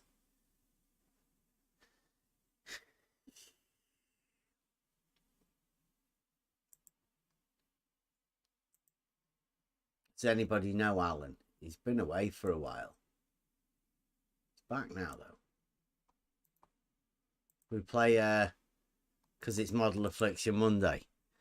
Gonna see spot the mistake. Alan's been learning from Blue. There you go in the live chat. I'll blow it up on screen. Anybody wants to see that? You see that? Anybody know where Alan has put the deliberate, I'm pretty sure it's a deliberate mistake there for us to spot?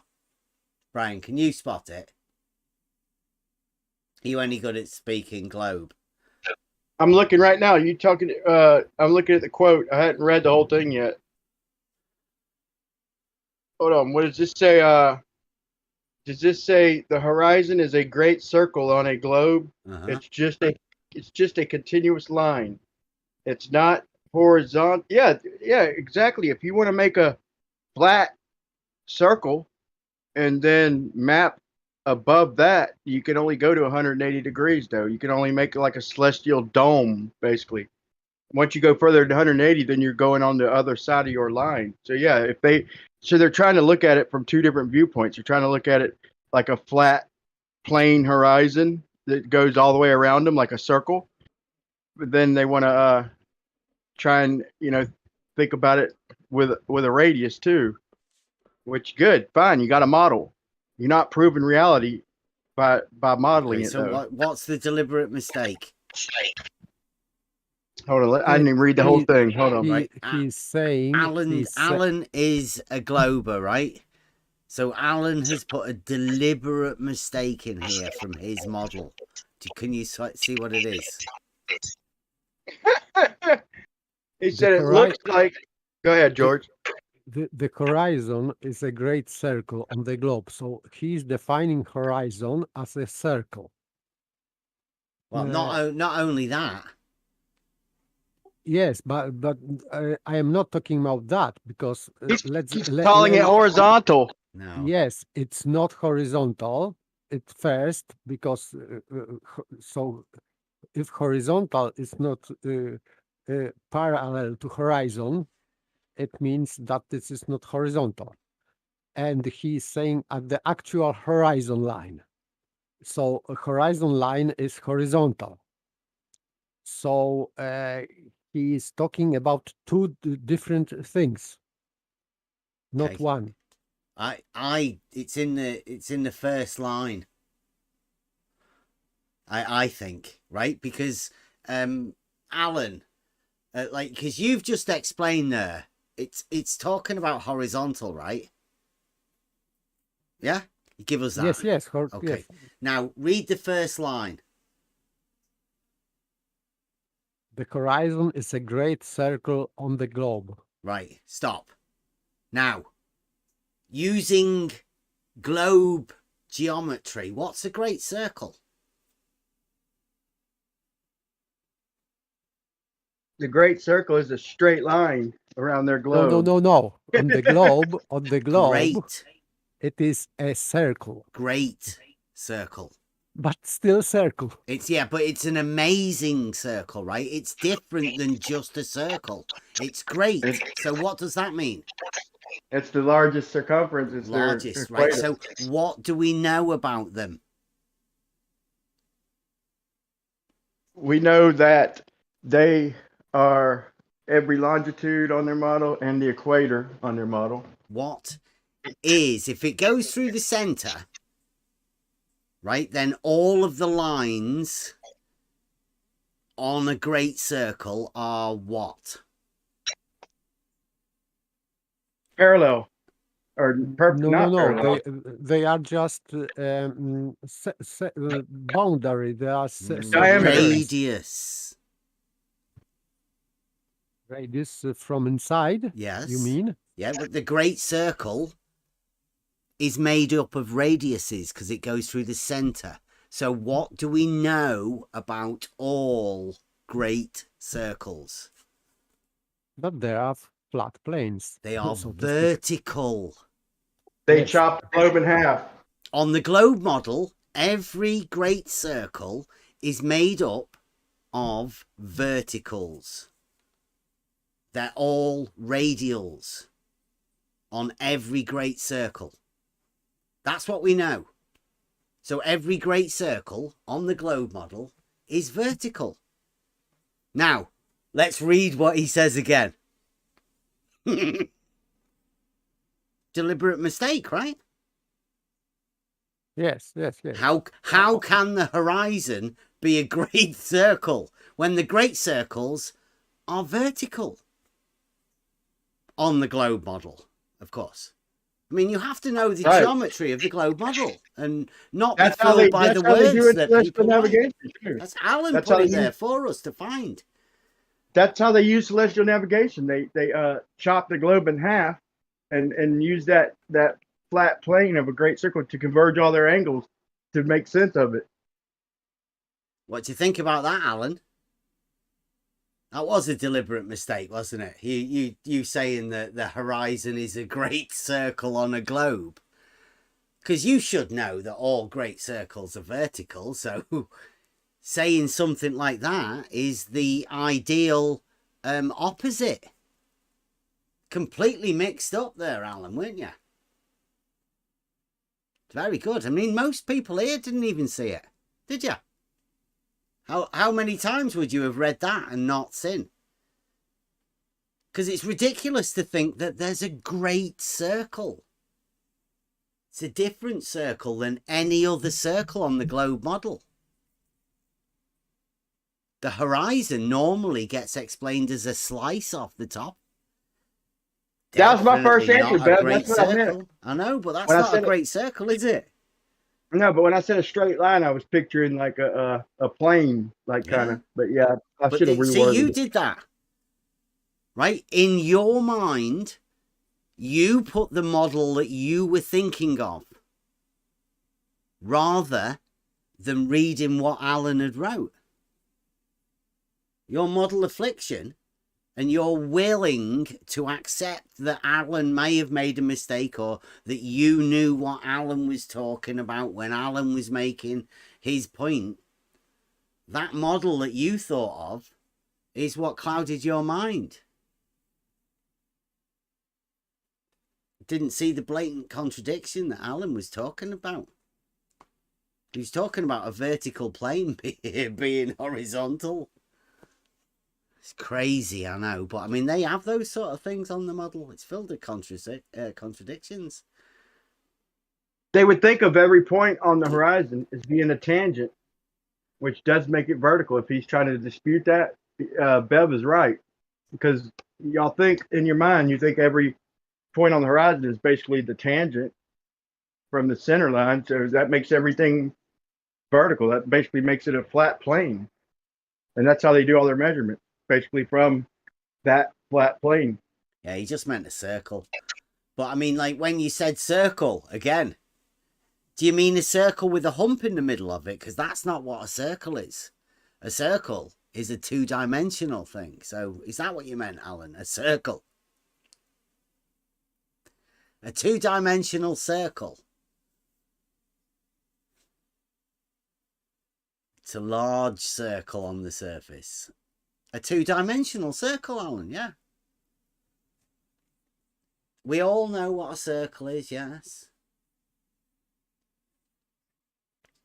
See, the geometry and the geometric argument doesn't take too long to lead them into trouble.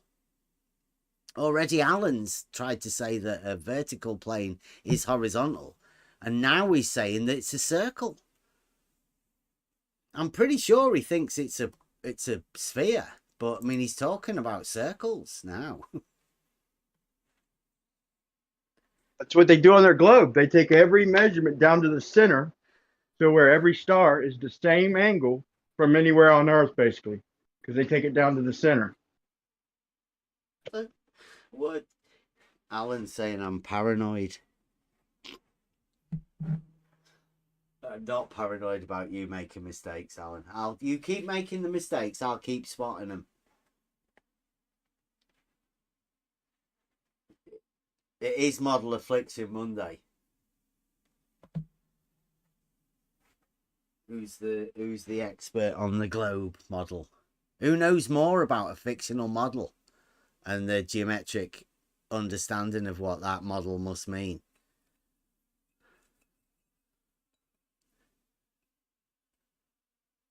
They should come for a masterclass here, you know. Checking the globe arguments. You globers come with your best arguments and we'll just run them through the paces. See how good you are at it. And then in time, we'll be able to find out which are the best globe arguments. Yeah, and how many steps it takes to tie it back into reality. We'll judge them on that. The ones that are just one step back to reality, that's not a very good globe argument. But like the two-steppers, or maybe even if they might even be able to come up with a three-step equation to tie it back into reality. An equation? You think you Like, can do it mathematically? Yeah, I meant to say equating it, equivocating it with reality, but equation came out of my mouth.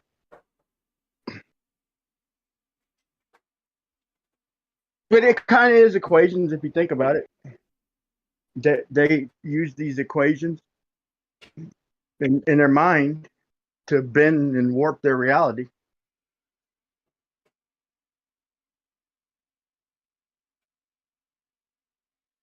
Okay, I am off to bed. Thank you very much. Thank you, See you Paper. tomorrow.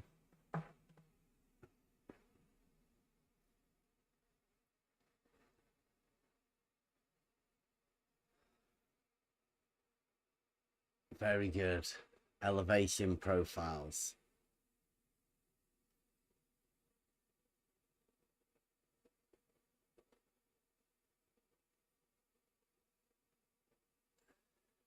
A circle, Alan. Yeah, we know what a circle is. Two-dimensional. Everybody knows what a circle is.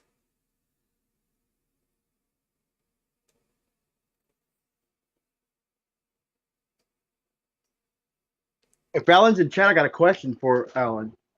If I'm looking through an auto level and I'm trying to map out my neighborhood, and I'm looking through the auto level, how do I distinguish your earth curve from slope? If I'm trying to run water off of it one particular direction, how would I distinguish earth curve from slope in your world?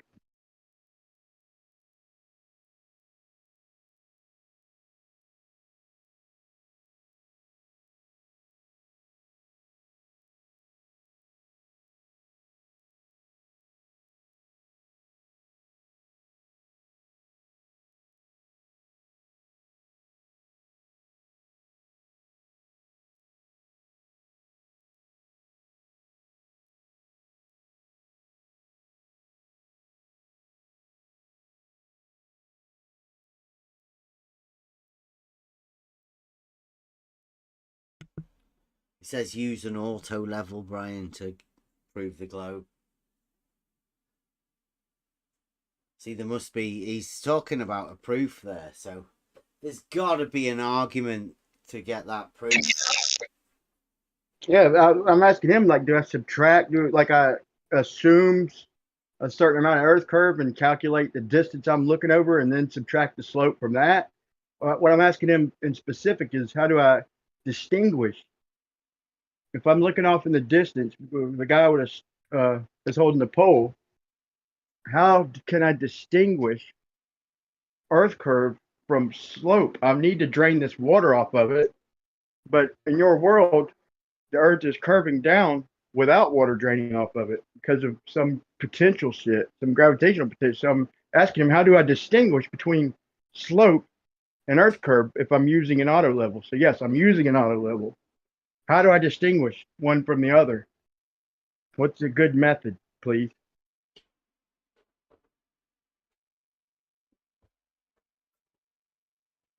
Do you have a good definition of earth curve that they might be able to use, Brian? Because I hear people saying that all the time. I don't really know what it is yet. So what would your definition of earth curve be, rather than just, a couple of words that you use? I can tell them how to turn reality into earth curve, like just by the definition, because like that's what we do here. We try and build up definitions. So if you want to say sagitta equals r minus the square root of r squared d squared, but that's going back. I mean, the simple way would just be to say 8 inches per mile squared, but still, I'm not shooting a mile. I'm asking him how I distinguish. I'm going, let's say, 100 feet at a time.